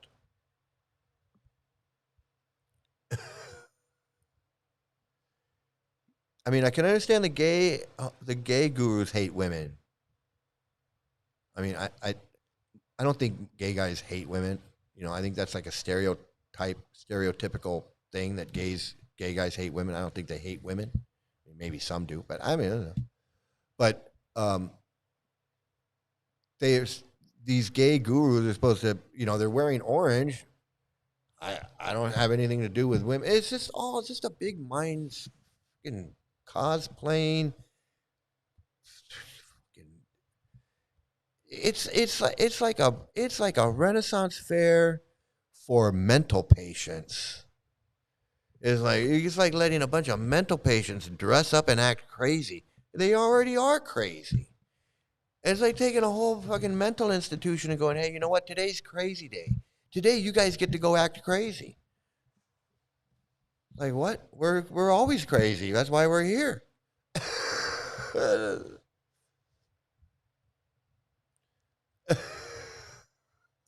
Balarama Ding Dong Swami. Yeah, pretty much, man. Pretty much. Man, yet all these so-called gurus are pure devotees and act like humans for the sake of us fallen souls. Yeah. Yeah. It's, that's another one, like they're going, well, Prabhupada's not suffering. He's just appearing to suffer. So to teach us. No, Prabhupada was suffering. Okay. The guy had diabetes. He had kidney failure. He had a lot of problems at the end, and he went downhill fast. He that's what happens at that age when you're not getting medical attention, you're not getting medical treatment, and you've got diseases that are going to kill you, and your disciples are traipsing you around the world, and you're not going to the hospital. You're not in the hospital. You're not taking medications. You're not doing what you're supposed to be doing to live a long, healthful life. You think Krishna's going to protect you. Krishna's going to save you. Krishna's going to do all this stuff. And meanwhile, your kidneys are failing and your organs are falling apart because that's what happens. That's why old people are like, my mom and dad, they were somewhat healthy. They weren't like, they didn't have like terminal diseases or anything. But they had a lot of pills they had to take. My mom had high blood pressure and she had like heart problems, so she had to take some pills to help with that, pills to help with her circulation. I'm not saying pills are, that's all, but when you get old, that's why old people like, they health insurance and prescription drugs. These prescription drugs can really change, the quality of life for some old people. My mother ended up having to go on to dialysis because her kidneys were failing at the end of her life. She had to go on dialysis. So that dialysis extended her life for a couple years. She was able to go a couple times a week for dialysis, and she was able to extended her life. Otherwise, she would have. So Prabhupada was an old man. He was an old man. He probably needed some medications to help him urinate. Probably needed some medications for his bladder. Probably needed some medications, for his kidneys. High blood pressure. He probably had a bunch of problems that he probably could have been regulated with some drugs that they had at the time. Could have made his life a little bit easier. Maybe he would have lived a few years longer. Who knows? Maybe not. But we'll never know. But what we do know is that they didn't give him shit. They kept him locked up in a room, feeding. I don't know what they were feeding him. Food with a bunch of ghee and sugar and who knows what. Who knows what they were doing to him? It might as well have been poisoning him. But and they're like, oh, he's not suffering. He's just teaching us. He's just letting us know what's going to happen. He's only doing this out of his causeless mercy. This is just his pastime. This is his final pastime. His final pastime looks like hell. His final pastime looks like hell on earth. I'd rather go out like Tamal Krishna and just, smack my head against a tree in a car accident than end up in a room with these freaks surrounding me. Instead of getting me medication, they're sitting around going, ching, ching, ching, ching, ching, ching, ching. Oh, look at him. His eyes are turning brown. And he was probably too weak to say, hey, you know, maybe you should take me to the hospital or something. I don't know, you know, but he was teaching us his final pastime. The excuses they come up to cover up for their nonsense is beyond BS. Yeah, there's always that excuse. You know, we're 5,000 years into Kali Yuga.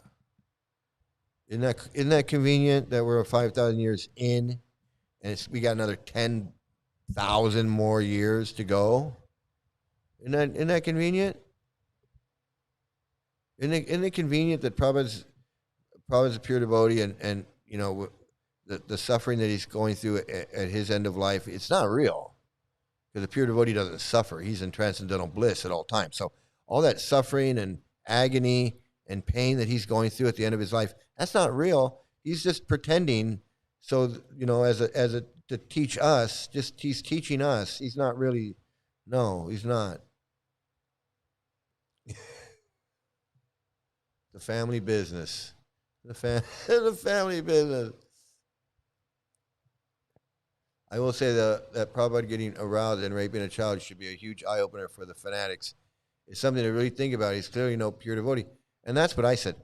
I said, you know, he couldn't be a pure devotee, even if there is such a thing. Even if there was such a thing, it wasn't him. You know, I accept Bhaktisiddhanta was much more of a pure person than if you want to believe that Bhaktisiddhanta never had sex, lived a renounced order of life from birth, like never played with a girl or what. I don't know what the significance of that is, but I'm just saying, if you want to mark spiritual advancement according to Prabhupada's matrix, then Bhaktisiddhanta was way more advanced than anybody after him, as far as you know, not even eating mangoes, you know, because he stole a mango when he was like 6 months old or something. Whatever it is, you know, and having, you know, the determination or the, you know, the internal fortitude or whatever you want to call it, the integrity to take a vow like that. Like I can't even, you know, I say, you know, I'm going to get up tomorrow morning at the crack of dawn. I'm going to go for a run or a walk. I can't even do that. But this guy was able to like give up mangoes for the rest of his life, you know, because of some innocent thing that he didn't even do, you know. It really shows. But Prabhupada couldn't do anything near that. Prabhupada couldn't stop doing snuff. Prabhupada had sex with an 11-year-old girl when he was 22. That means when he was 22 years old, he was lusting over that 11-year-old girl. He wasn't thinking about not discharging his semen. He couldn't wait. He wasn't thinking about a pure life and a brahmachari and all that. No, he wanted to get married and have kids or whatever. He wasn't thinking anything like that. But they want to say, oh, when he was 5 years old, he built a Rath Yatra cart and he was pulling it around the backyard. He was doing all that. Oh, he was such a spiritual kid. Even at such a young age, he took his shoes and put the shoes on his head. He was such a pure devotee. Even when he was 2 years old, he took his dad's shoes and put them on it. Whatever the fucking story is, they're gonna tell you all that stuff, but they ain't gonna tell you that he had sex with an 11-year-old girl when he was 22. Because that kind of just that don't jive with the whole he was a pure devotee from birth. Even if he was 16 and she was 13, or he was 18 and she was 16, it's still kind of a creepy thing. Like why are you're a pure devotee and you're all this and that, and why'd you have to get married? Why couldn't you just be this holy man? Why couldn't you be the Dalai Lama that you want to be? Why did you fall into that marriage trap that you tell your disciples, you know, if you can avoid a woman, avoid them. Don't get, why? Why was it okay for you but not for someone else?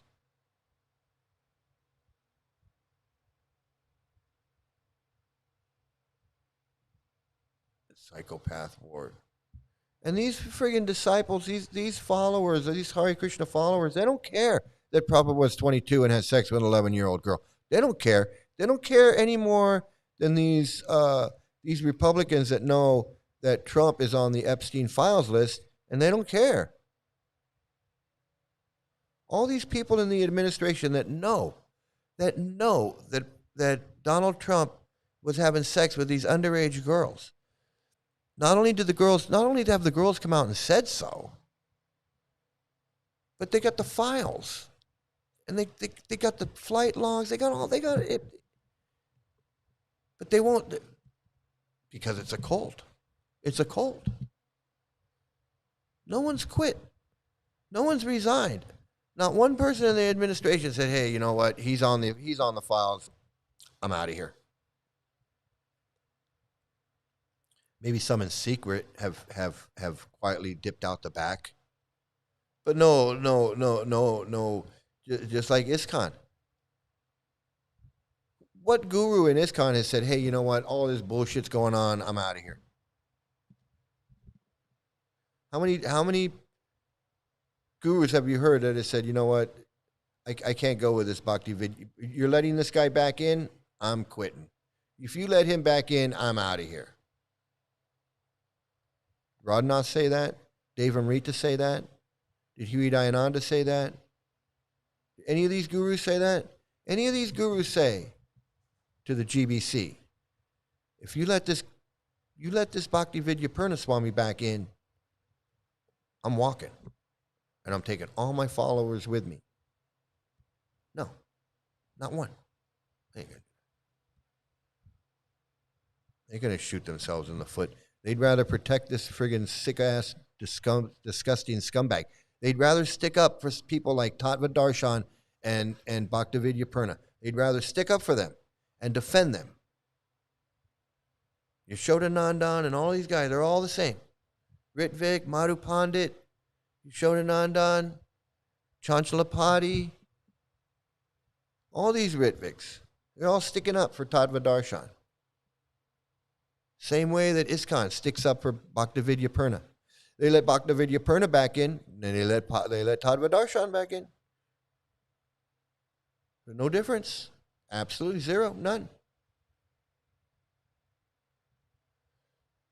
Jadharani wrote a book about how we shouldn't see these gurus as humans, that their illnesses are pure leelas. Give me a break. Jadharani needs to shut the fuck up and get the fuck out of here. Actually, she needs to come in here so I can talk some shit to her. Anybody knows her, tell her Mike wants you to come into his chat. Talk some sense into your stupid ass. Your failed temple in Miami and leaving Prabhupada and going with Narayan Maharaj. The fuck is wrong with her? I'm supposed to listen to her? I'm supposed to listen to you? You have the nerve to write a book? You have the nerve to write a book like you got something to say? You wasted your life? You wasted your whole life painting for this fucking fraud who took your labor and took all your talent and labor and used it for himself? Didn't give you shit in return? And then you go off with Narayan Maharaj and he doesn't give you shit in return? And now look at you. What are you, 80 years old? Doing what? Wasted your whole fucking life. Your whole fucking life. You could have been a contender. I could have been a contender. You could have been someone. You could have been Andy Warhol. You could have been any one of these artists. Keith Haring or whoever. You could have been an artist of the 60s and 70s and 80s, designing album covers and magazine covers and making music videos for MTV. Who knows what you could have done? You stupid. You're so fucking stupid. Wasted your life for what? Because you think you're going to go back to Godhead and be a gopi, 11-year-old girl?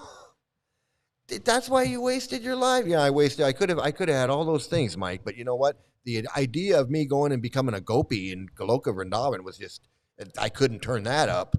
The fuck? Man, if I had a fraction of the talent that she had, painting these paintings, painting this Krishna art, if I had a fraction of the talent that she, probably do have a fraction of the talent she, if I had a fraction of the talent that she has, what I could have used it to do,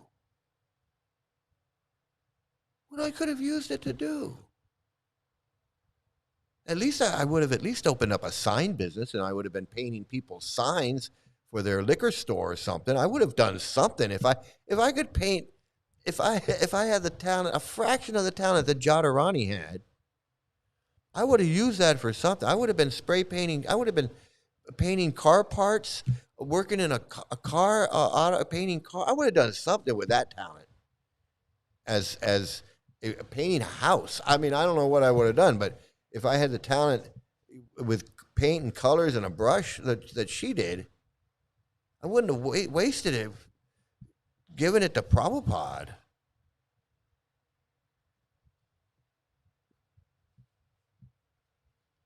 Fucking stupid. And then then you want to write a book and try and teach me something? When you failed at life? You totally failed at life, and now you feel like you can write a book and talk about it? You gotta be fucking crazy. You gotta be out of your mind. I gotta put her on the wheel of idiot. That's what I gotta do. I gotta add her to the wheel of idiot. Oops. What? I heard Bhaktisiddhanta was hanging out with pot smokers, politicians, and gamblers to change their hearts.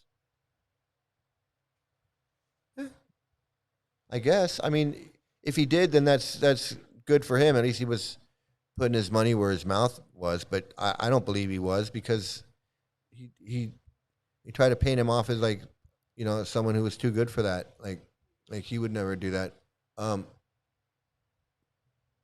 heard they would smoke pot from hookahs. I never heard that.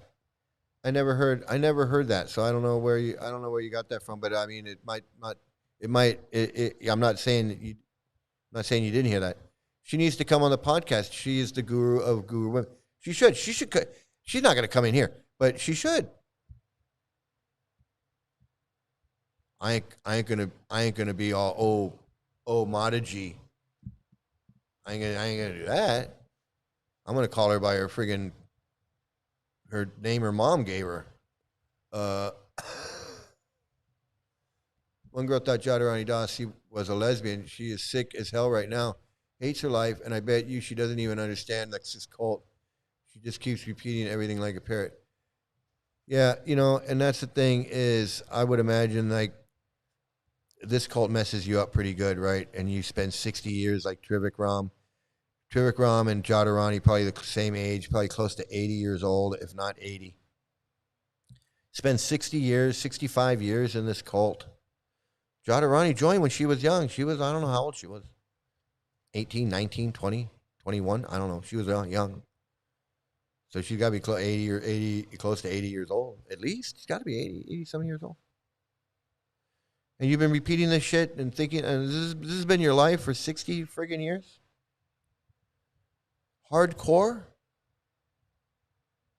Not just 60 years of, hey, I read the books and I know. She was in there.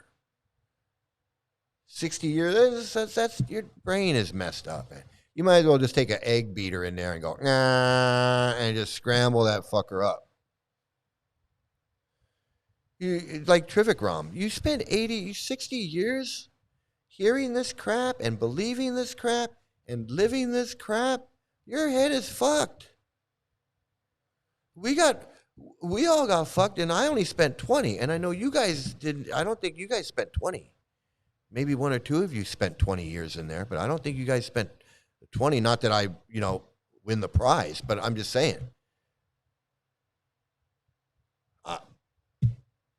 I got issues. My daughter. I know a bunch of you got issues with this cult. You feel like, you got burned, you got screwed, PTSD, whatever, we all did. 60 years? And to be so fucked up, you're still in it? I mean, we got out. We got out and we're damaged. You know, we got some nicks and cuts and some bruises, you know, maybe a couple broken ribs or something, you know. A few scars, you know, some of us got more scars than others. Jodharani, she doesn't even realize what's going on yet. Like, she's so fucked up. Like Trivikram, how do you in 60 years you fall down, you have sex with a 35-year-old? He's got to know, like, what the fuck did I do? I mean, how does he not have the sense to go, the fuck am I doing?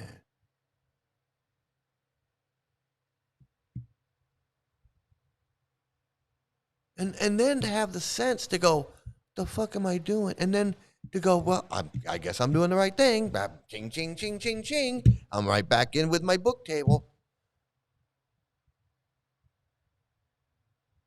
Tell me that guy ain't fucked up in the head. That's why I'm saying, dude, just stay in, man. If you're so fucked up that you're 80 years old, you think you're a pure devotee God man, but you're having sex with your 35-year-old disciple, and you don't know whether to marry her or not, and you're going to marry her, now you're not going to marry her, and now you're just going to go and you're going to marry someone else. Because I guess I got to marry someone. Man, the egg beater in the brain. I mean, what the fuck? How can you be so fucked up? Somebody need to take Trivikram and smack him across the face and go, what the fuck is wrong with you? Dude, you fucked up your life, man. You're in this cult for 60 years. Now you fucked this 35-year-old girl. You fucked up her life. You fucked up your own life. You fucked up the life of all your disciples who don't know what the fuck's going on. And now you're sitting out in the middle of the square with a table of books going ching, ching, ching, like nothing ever happened.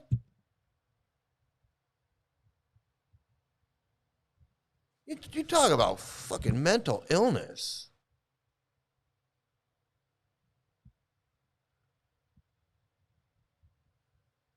Talk about mental illness, man. And Jodharani, she's just as messed up as Trivikram. She's just fucked up in a different way. It's the same thing. Exact same thing. She just didn't have sex with no fucking 35-year-old boy or 18-year-old boy or whatever. You know. Jodharani has been initiating disciples for the past 10 years.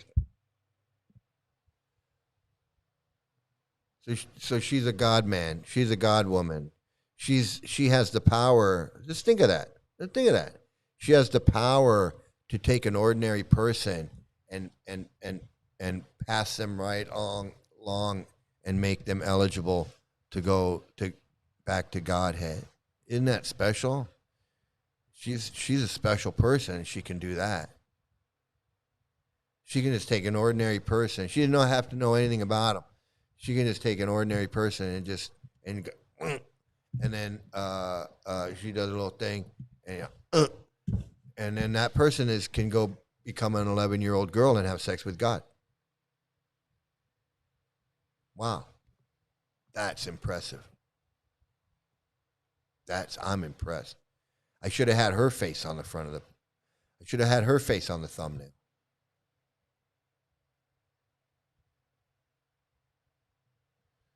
Premananda Prabhu from Radhakund said in his class about Bhaktisiddhanta preaching to pot-smoking politicians and wealthy people in India.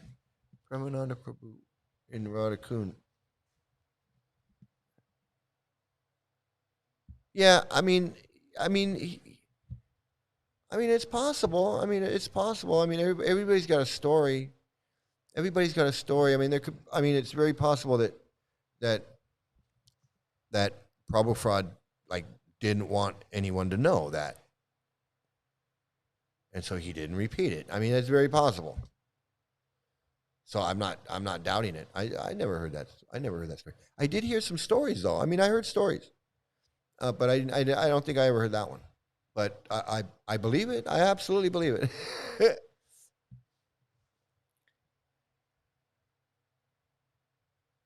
Oh my goodness. Radharani has many disciples and many idiots from Narayan's side decided to worship her as their guru. Oh, so she just kind of like, she just proclaimed herself a guru. Like,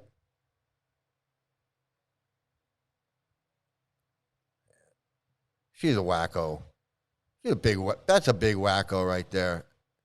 I mean, it's one thing to just be, it's one thing to it's one thing to be a wacko and think that you're in this cult and you're going. It's another wacko type of wacko that thinks they're the head wacko and is taking all the other wackos back to God with them.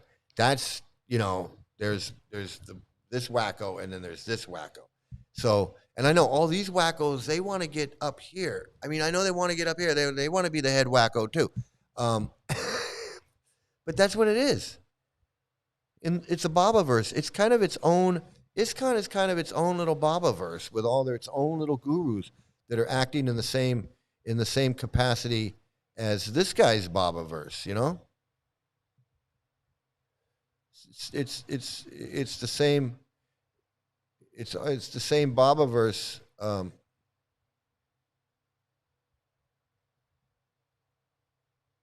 And guess what? That is exactly how Sri Sir Supreme Leader, Adarniya Supreme Leader, Narendra Modi ji, the first of his name's followers, also behave. Number 1, they exhibit blind devotion. Number 2, they don't tolerate criticism. Number 3, they do absolute hero worship or bhakti. You see, this category of Babas have a symbiotic relationship with the BJP. Think about it. Whenever you question these Babas, what happens?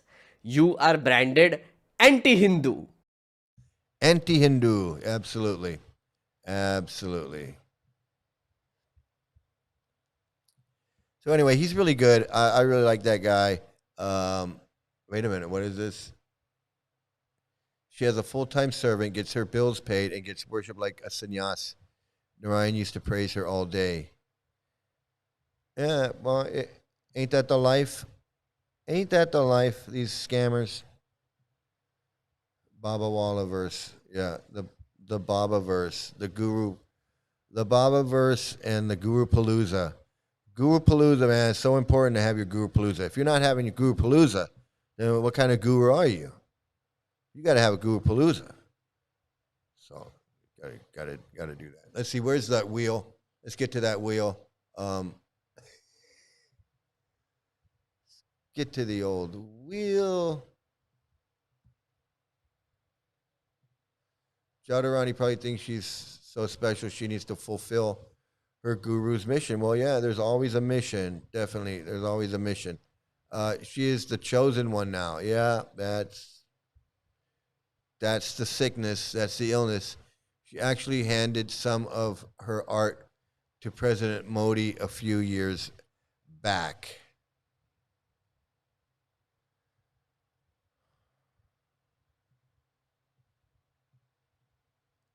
Of course. Of course. So, all right, time to spin the wheel. Time for the wheel spinning. We're going to do the spin of the wheel. And we'll see what idiot it's going to land on. I am right in the way of the wheel here. Let me see how I can do this. There we go. Now I'm on the periphery of the wheel. And we're going to give it a big spin. So everybody pick your favorite. See, it'd be kind of like a game. See if your favorite shows up. We got Bhakti Vikas, Danavir, Jayapataka, Radhanath, Madhu Pandit, Yashodanandan, Chanchalapati, Mahatma Das, Wisdom of the Sages, Bhaktividya Purna, Hridayananda, Shiva Ram, Swimmer Pod, Trivikram Sex Swami, Pod, Gaurahari Das, Devamrita Swami, Madhu Pandit. Oops. I have Madhu Pandit twice. I do. Got to get him out of there. Vaisasika Das, Prabhavishnu, and Badri Narayan. And I know I could add a few names. If anybody wants me to add a name, speak now or forever hold your peace. I have room for one name we can add to this wheel. If anybody who wants, should we put Jadharani's name up there? We could put Jadharani's name. Somebody want to add a name? I'm waiting. Yeah, I got the evil eye. The evil eye. Jadharani, spiritual narcissist. Okay, we'll go ahead. We'll put Jadharani's name in there. Or we could put Narayan. We could put Narayan Maharaj in there if you want, I guess.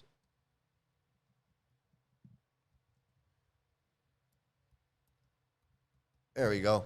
All right, so let's go ahead and we're gonna give this thing a spin, and let's see if I can get my theme music up.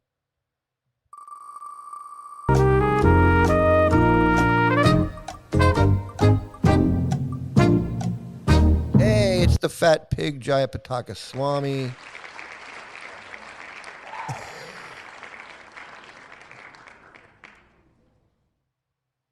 Jai Potato Head. Just for fun. Yeah, these guys, they don't deserve any respect.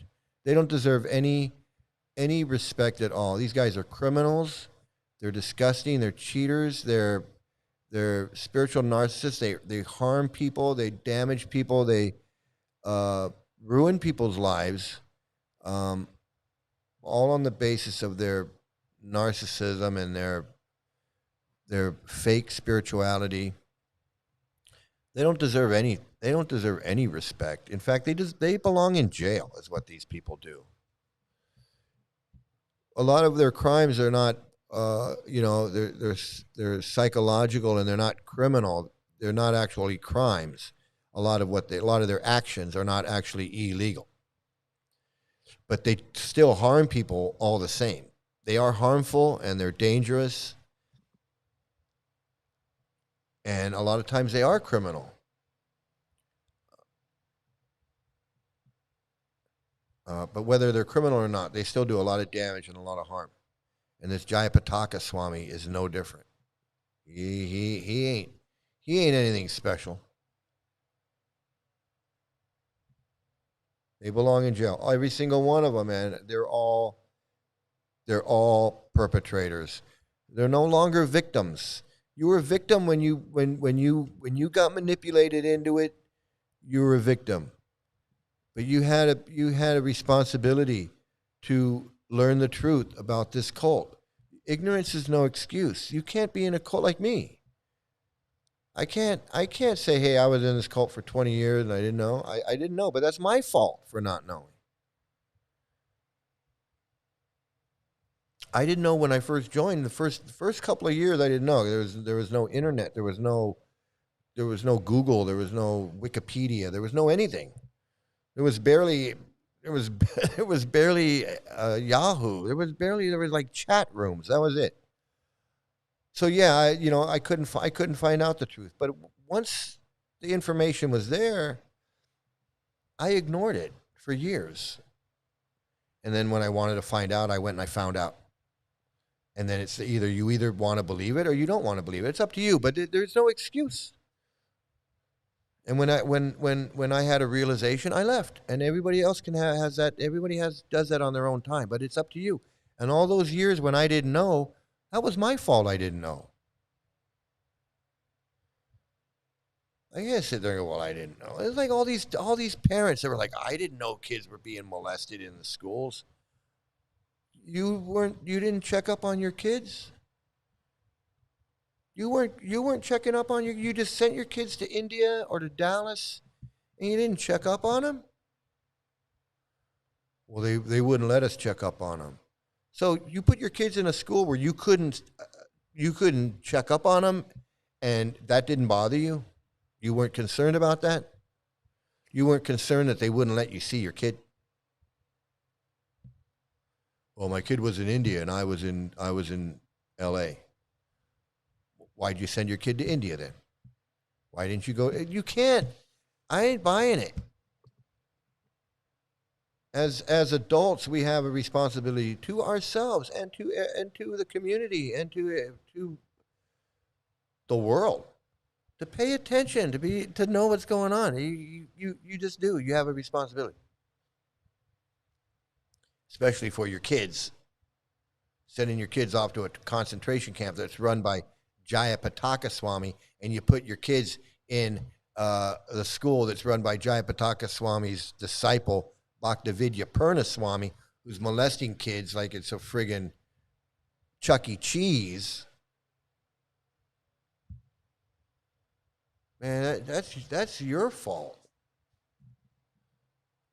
That is your fault.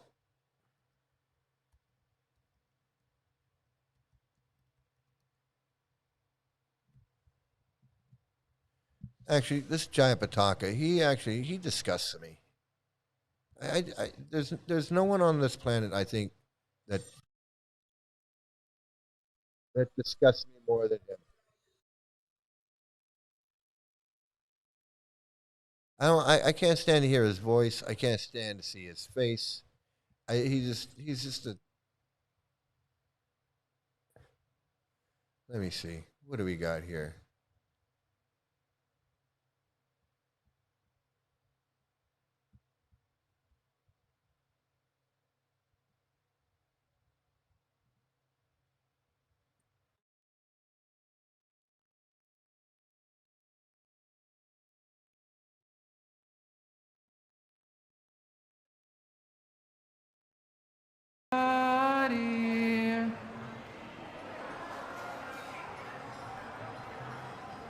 Jai Radha Madhava Kunja Bihari.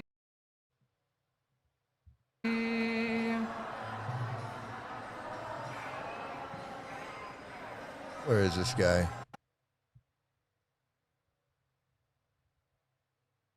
সেই বিপর্যয়ের কারণ সম্বন্ধে জানবার জন্য দেবতারা ব্রহ্মার কাছে গিয়েছিলেন এবং তার কথা শুনে তারা সন্তুষ্ট হয়ে শান্ত চিত্তে তাদের স্বস্থানে প্রত্যাবর্তন করেছিলেন।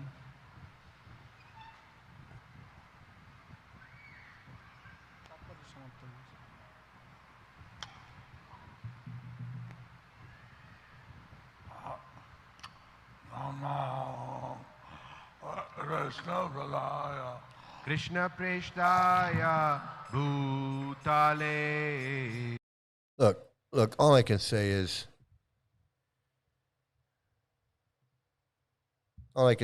you know, that's abuse.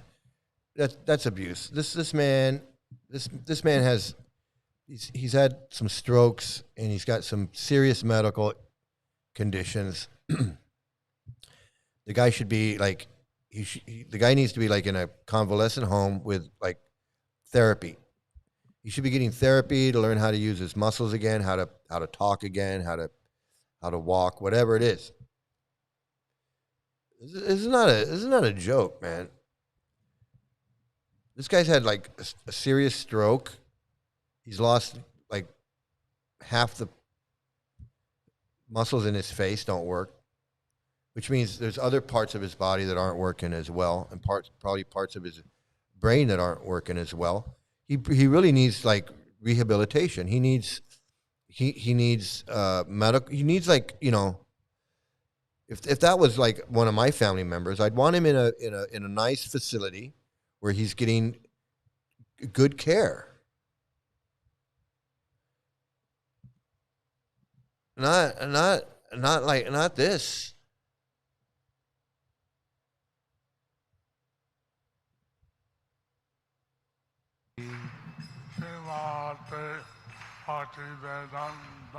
Swaminiti Namine. I mean, what's the point? I mean, seriously. What is the point? What is the point of having him do that? I mean, you know, you want to have him as his guru, and he's in that kind of medical condition, that kind of health condition. You know, have him in a hospital, have him in a convalescent home. You know, he doesn't mean he has to stay in a bed and be bedridden and in a room and no one can see him. But I mean, really, is this appropriate? is this really appropriate for him to be for this? I don't know. Gauravani pracha rine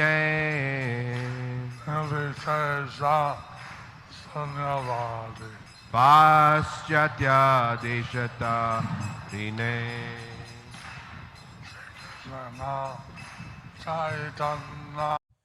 I mean, seriously, what is the point of all this?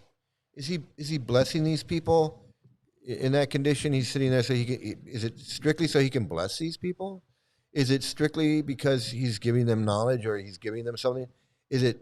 Can he not give them that? If it's something spiritual that he's passing to them on a different vibration that we can't see, that's not a physical, can he do that can't he do that from his room? And I'm not saying he doesn't have to be in public and we have to see him in that condition. But I mean, is that really, I don't know. It seems like they're abusing him. But does he want that? Does he want to sit there? And so everyone can see him struggle to speak, struggle to just breathe, struggle in this way? Does it give him joy? Does it give him power? Does it make him feel better about this? I mean, am I out of line? I don't know. I mean, I don't know. It would be hard if that was my brother, and it's like, hey, hey, I want you to go out and I want you to, talk to all these people, and why? He's obviously struggling. He's obviously struggling to talk. He's struggling to sing. He's struggling just to, I don't know. And everyone's sitting there, they're worshiping. He's God. He's God, man. He's Baba. He's in the Baba verse. You're not going to give that up, even if you can't really even function. He's not far from being, completely incapacitated. And how incapacitated? I mean, are they going to wheel him out in a bed and prop him up when he's completely out of it? And for what? I feel sorry for the guy. As much as I don't like him, as much as I don't like the guy, and he's an evil person, and he's caused so much harm to so many people, and he's all these things. I'm being serious. I really feel like this is disrespectful. I feel like it's abuse. I feel like, as much as I don't like the guy, I don't like the idea that they wheel him out there and they push him in front of all these people, and then he's going to sit there and he's going to struggle to speak, and he's drooling all over himself, and he can, he's got medical problems, and for what though? Because he thinks he's the Pope and he has to make an appearance. Because he has to please all his worshiping fans. Because he feels like he's Taylor Swift and he's got to make an appearance and sing his song. But I really don't get it. And I'm not trying to be funny. I'm not trying to be funny. I'm being serious. I just don't get it. The guy needs some medical attention. They don't want to give him it, just like they didn't want to give Prabhupada medical attention. Maybe if he was in a convalescent home and he was getting, 8 hours of physical therapy every day, maybe he could talk by now. Maybe he could talk. Maybe he could eat. Maybe he could walk. Maybe he could sing a song on his own and give a speech. We don't know, because you guys haven't been doing nothing but this. You wheel him around, stick a microphone in front of his face, and I don't know whose idea it is. Is it his idea or is it you guys' idea? I don't know, but it sucks, and I'm disgusted with the whole thing. Disgusted with the whole thing. He's a human being. He doesn't deserve. He deserves some respect. If you want to treat him like a guru and worship him and all that, He's not giving lectures anymore, okay? He's really not in the physical condition to give lectures anymore. If you want to visit him, you can come visit him in his room. You can make an appointment. You can go online. You can send an email. We'll schedule some time. You can go in. You can see him. You can bring him some flowers. You can, you want to cook his lunch for him or something. We can arrange that. You want to come massage his feet. You can do that. But we're doing all this stuff in private. It's just better. It's a little bit more respectful than like dragging this guy. I don't know. I feel like they're dragging him out to put on a show. I don't know, to keep the donations flowing. I don't know. Narayan Maharaj used to say that Jayapataka became a vegetable because he made offenses unto him by denying he was a pure devotee and had Narayan banned from all ISKCON temples in the 90s. Yeah, I mean, I can see where Narayan would say something like that. These guys are all big-headed wackos. I mean, look at this guy. He's in no condition to be doing that. And I think that the money that this guy's got in the bank and the lifestyle that he lives, he could have gotten some treatment, but then he's a pure devotee. What does he need treatment for? He's just going to chant Hare Krishna, and Krishna's going to protect him. Krishna's going to show his mercy. This is a big fraud. This is a big scam, and I'm sorry that this guy is part of it. And I don't like talking shit about him when I see him in this kind of condition. But he's still a scammer. He's still a fraud. He still ruined people's lives. He's responsible for pain and suffering of countless men, women, and children. This guy right here. So maybe he's getting his karma, if you want to call it that. I don't know. Whatever, because this guy definitely doesn't deserve to live a good life, because he's not a good person. Does he deserve this though? I don't know. I really don't know. I don't know if he deserves to be treated like this. Someone should have a little bit more respect and compassion for him, and just say, "Look, Maharaj, we don't think that you're physically able to we really don't think this is a good idea for you health wise, for you to be out there doing this. Like, there's no good reason for it, other than if he's just trying to make money. If this is the way he makes money by doing this, and every one of these flower garlands represents money that's donated to him, then that's why he's doing it. And he's going to exploit his own medical condition. People can feel sorry for him and donate money to him, this rich fucking piece of shit scammer. I heard Jayapataka was a very evil guru in Latin America. Man, he left the movement. Yeah, he drove. What they say, because I wasn't there, but what they say is that he's responsible for like the main purge of getting rid of Prabhupada disciples in the 80s and the 90s. That he's the main architect of driving out all the old devotees and just having all new guru disciples, because there was too much friction between the old time devotees, the old Prabhupada disciples, like Yashoda, and the guys that I was hanging out with, Sri Maya and Radhakunda, and all these. There's too much conflict between these old time Prabhupada disciples and these gurus. So Jayapataka was one of the orchestrators of just purging and kicking out anyone who would not,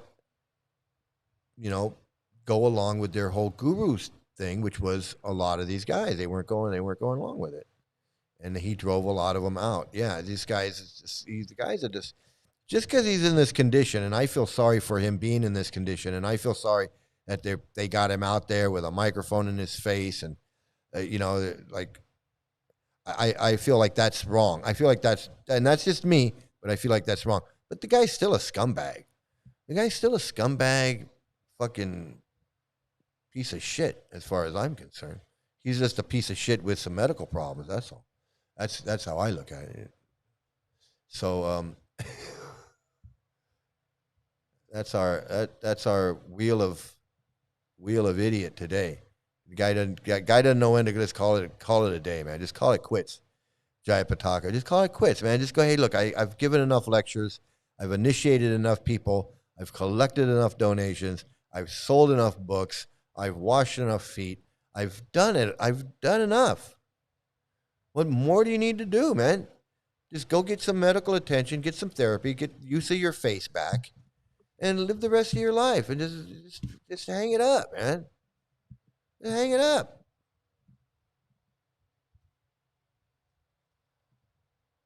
This one disciple of his told me that once Jayapataka never fell down, therefore she still worships his picture on her altar. Yeah, she's deluded. You tell her to come in here and I'll try to straighten her out. We can all work on her. If you know anybody, man, tell him, say, hey, you're still in ISKCON, man? Why? You should watch Mike's videos, man. He's really good. He was in ISKCON for 20 years. Don't tell him what I talk about. Just say, yeah, he is Sri Mukunda. Just tell him, watch Sri Mukunda. He's really good on the video. So yeah, hey, like I said, now it's 2 hours. This goes by so fast now. I can't believe it. So I want to thank everybody. Thank you all for joining in. This is a great community, a great sangha, a great istagosti. We all get together. I look forward to it every day. Everybody for joining in. I want to thank each and every one of you. I'm not going to go through it, but I want to thank each and every one of you for joining in today. It's so great. I've learned a lot about Jadharani and these other gurus. And we also watched that video of that great guy. That guy's funny, and I recommend you go watch more of his videos. So we got him, and we had Knitting Coat Lady, and she was good too. So class is dismissed. We're all done today. Again, I want to thank everybody. Please hit the like, share, and subscribe button. And I will be back. Hopefully I'll be back tomorrow with some more. We'll talk about some more stuff. And everybody have a great day, great morning, great afternoon, great evening. And please have some great luck and stay out of a cult. And I will see you again next time. Bye, everybody. Oh, yeah, and here's me as a Hare Krishna.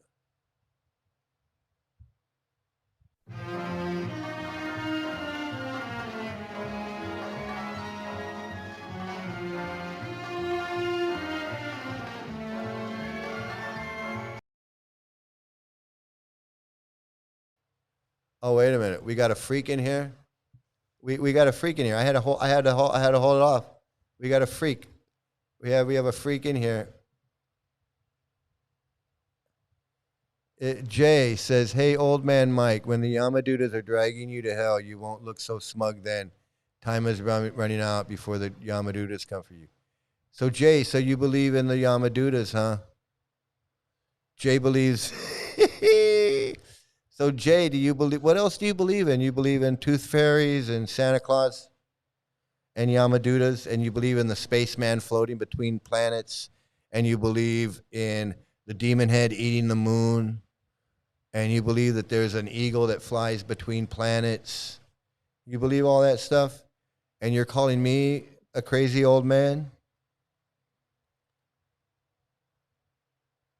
You're calling me the crazy old man, and you believe in Yamadutas and Kali Yugas and flying spacemen and demon heads that eat the moon.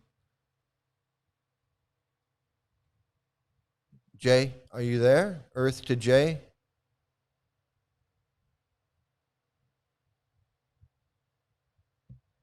Oh yeah, I'm gonna look smug. I'm gonna look smug the whole time. Because there are no Yamadutas. And it's going to be funny when you realize, one day you're going to realize that there's no Yamadutas and you just believe in all this crap. And that's going to be funny because you're going to have the realization. You're going to have the realization that you were just believing in a bunch of bullshit. And it's going to come one day. That day's going to come, just like it came for Trivikram, and it came for Kirtanananda, and it came for Hayagriva, and it came for Jayatirtha. Jayatirtha lost his head over this stuff. I hope you don't lose your head over this stuff.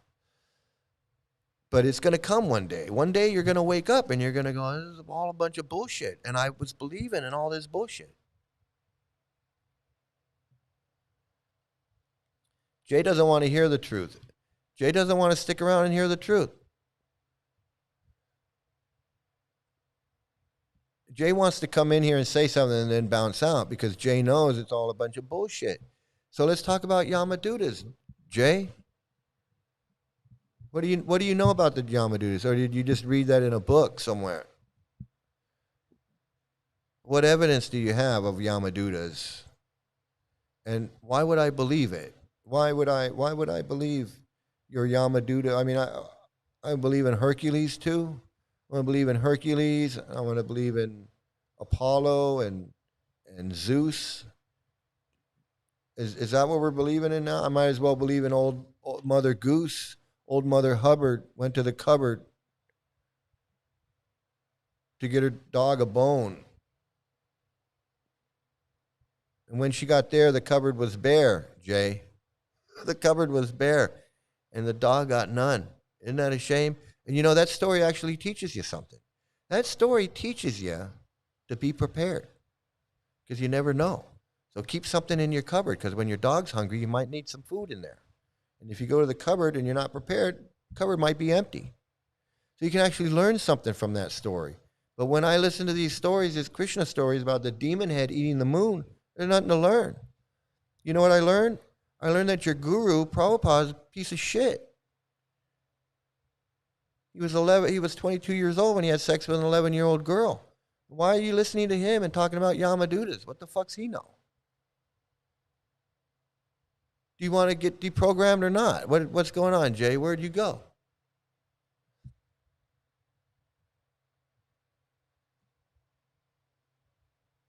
What happened to Jay?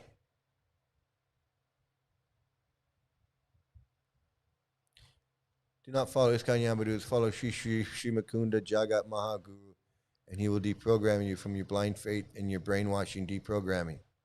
Yeah, I'll try. Yeah, I will. So Jay, what happened, man? I thought we were going to have this debate. I thought we were going to have this big debate. You were going to come in here and you were going to tell me a thing or two. You were going to let me know about the Yamadutas, man. I'm going to let you know about the Yamadutas, man. Yamadutas are going to get you. And when the Yamadutas come, you ain't going to be so smug then, Mike. You're not going to be so smug then when the Yamadutas come. So let's talk about Yamadutas, man. I thought you wanted to talk about Yamadutas. You want to talk about Yamadutas or not? Jay, you'll be upset when you find out there's a book being written to expose Prabhu fraud with receipts included. The world will know your nonsense is a criminal organization. You hear that, Jay? It's not just me. You can be mad at me all you want, but it's not me. Jay's there.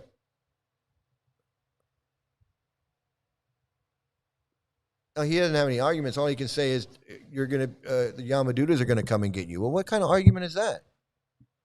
You say Yamadutas are gonna come and get me. I say they're not gonna come and get you. So where does that take us, Jay? Where does that get us? You gotta be smarter than that, Jay. You gotta have you must be able to think for yourself. You must be able to think for yourself, Jay. Let's have a discussion where you're thinking for yourself. Can you do that, or can you only repeat Yamaduta and operati and things like that? Can you form your own thoughts, or is everything that comes out of your mouth just coming out of Prabhupada's books? Because I can deal with that too. I know Prabhupada's books.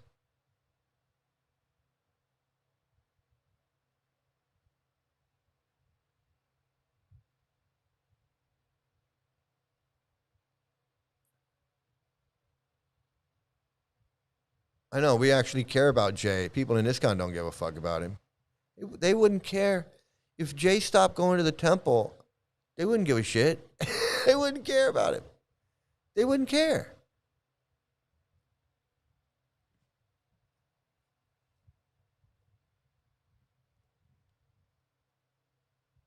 Yamaduta's drinking Thai milk tea. Yeah. Yeah. Jay, come back. Come back, Jay. See, that, and you know, I was ending the show. I was ending the show, and I stopped because I thought I thought he was serious. I thought he was making a serious claim that, hey, Mike, aren't you scared of the Yamadutas that are going to come and get you? Either that or it's a threat. The Yamadutas are going to come and get me, and he's telling me that he's sending the Yamadutas out after me. I thought he wanted to tell me something. So I stopped the whole ending of the show so I could engage with Jay. I thought Jay he actually had something to say. Because these Hare Krishnas I know there's a bunch of them watching right now. But they don't want to say nothing.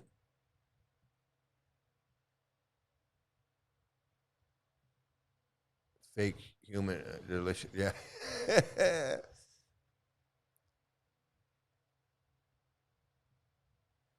Come back, Jay. You have a chance at saving your mind and self from the brainwashing delusions of grandeur. You have a great chance to live your life as you meant to be instead of lies. Jay, we care about you. Don't worry. Yeah, we do. Jay, we're here. This is a place for you to come and hear the truth. So you don't have to run away unless you just don't want to hear the truth.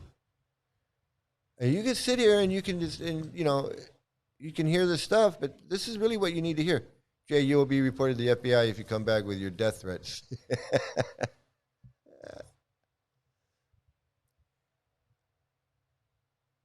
Yeah, they want to make their threats like, see, and that's just more proof that they feel like they're above the law. They're like the Ayatollah. They're an extremist terrorist group that can make terrorist threats to whoever they feel they want, wherever, whenever. I can threaten you. I can sick the Yamadutas out after you. I can insinuate that your death is coming soon. They think these people are sick, disgusting people. It's an example of how these people think. He wants to come in. He wants to challenge me. He wants to leave. He doesn't want to hear the answer. He doesn't want to have to deal with the reality of what he said to me and my response. He doesn't want to deal with that. He wants to come in. He wants to throw some shit at the wall and then run out. That's how these people are. You can trust somebody like that. How can you trust somebody like that? I stopped my whole show. I was done. Had the ending credits were going, and I stopped what I was doing to answer his question. You want to make a threat or you want to say something about Yamadutas? Okay, I'll stop what I'm doing to address what your issue. And where'd you go? You just ran off.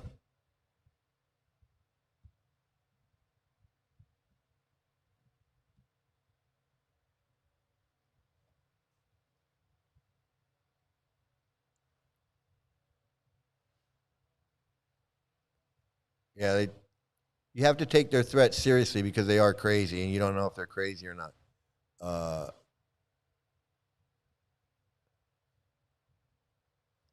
But this is all recorded, and the chats are all recorded, and it can all be screenshot and reported.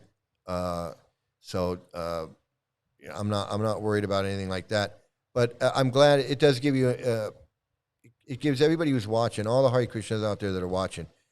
That's you out there. Jay is you. And he acted on his impulse just the same way that you guys want to act on your impulse. And he did. And you would react the same way. You wouldn't answer me, you won't engage, you'll throw some shit at the wall like a monkey and then run off.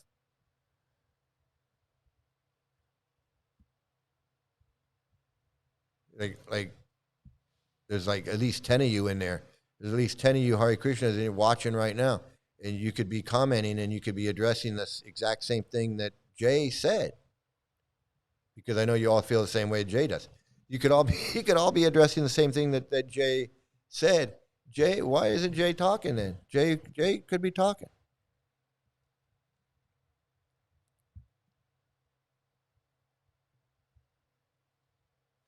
So that just shows you, it just shows you the this cult mentality. Yeah, there's 18 people watching, and there's only a handful of you guys are engaging with me. The rest of you guys out there are Hare Krishnas that are watching, and you guys don't want to say nothing. You guys, there's at least 10 of you out there that are watching right now. More.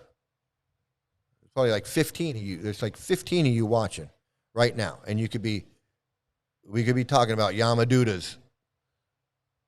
And we could be talking about all this stuff that Jay wanted to talk about. And you could be talking about it on his behalf, but you don't want to do it. There's 20 people watching right now. No one wants to pick up where Jay left off. Nobody wants to pick up because they know they can't. The only thing they can do is come in and make a statement like that and then run and hide. That's it. The qualities of a devotee is just how they treat the pedophiles. Not anyone, not anyone else. Exactly. They have no respect for anyone. They don't even have respect for themselves. They don't even have respect for their own children. They molest, harm, abuse, and torture their own children. Why would they treat a stranger or anyone else? They can't even treat their own kids. We will pray and hope that you will come out of the cult of ISKCON, brainwashing, and delusional system of Srila Prabhupada and his goons. They're scared because they know we don't play games here. Yeah, we don't play games here. We don't play games here.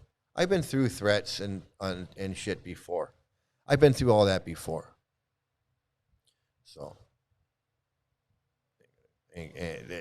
and they're a bunch of cowards. They're a bunch of cowards anyway. They can't even handle a conversation in a chat. You really think they're gonna follow through on some death threat? You can't even argue with someone on a YouTube chat. You really think they got the balls to follow through with a threat? This is bullshit. So anyway, once again, I want to thank you guys. So we're gonna run through that ending again, that closing credits. We're gonna run through that one more time, and I am not coming back until tomorrow.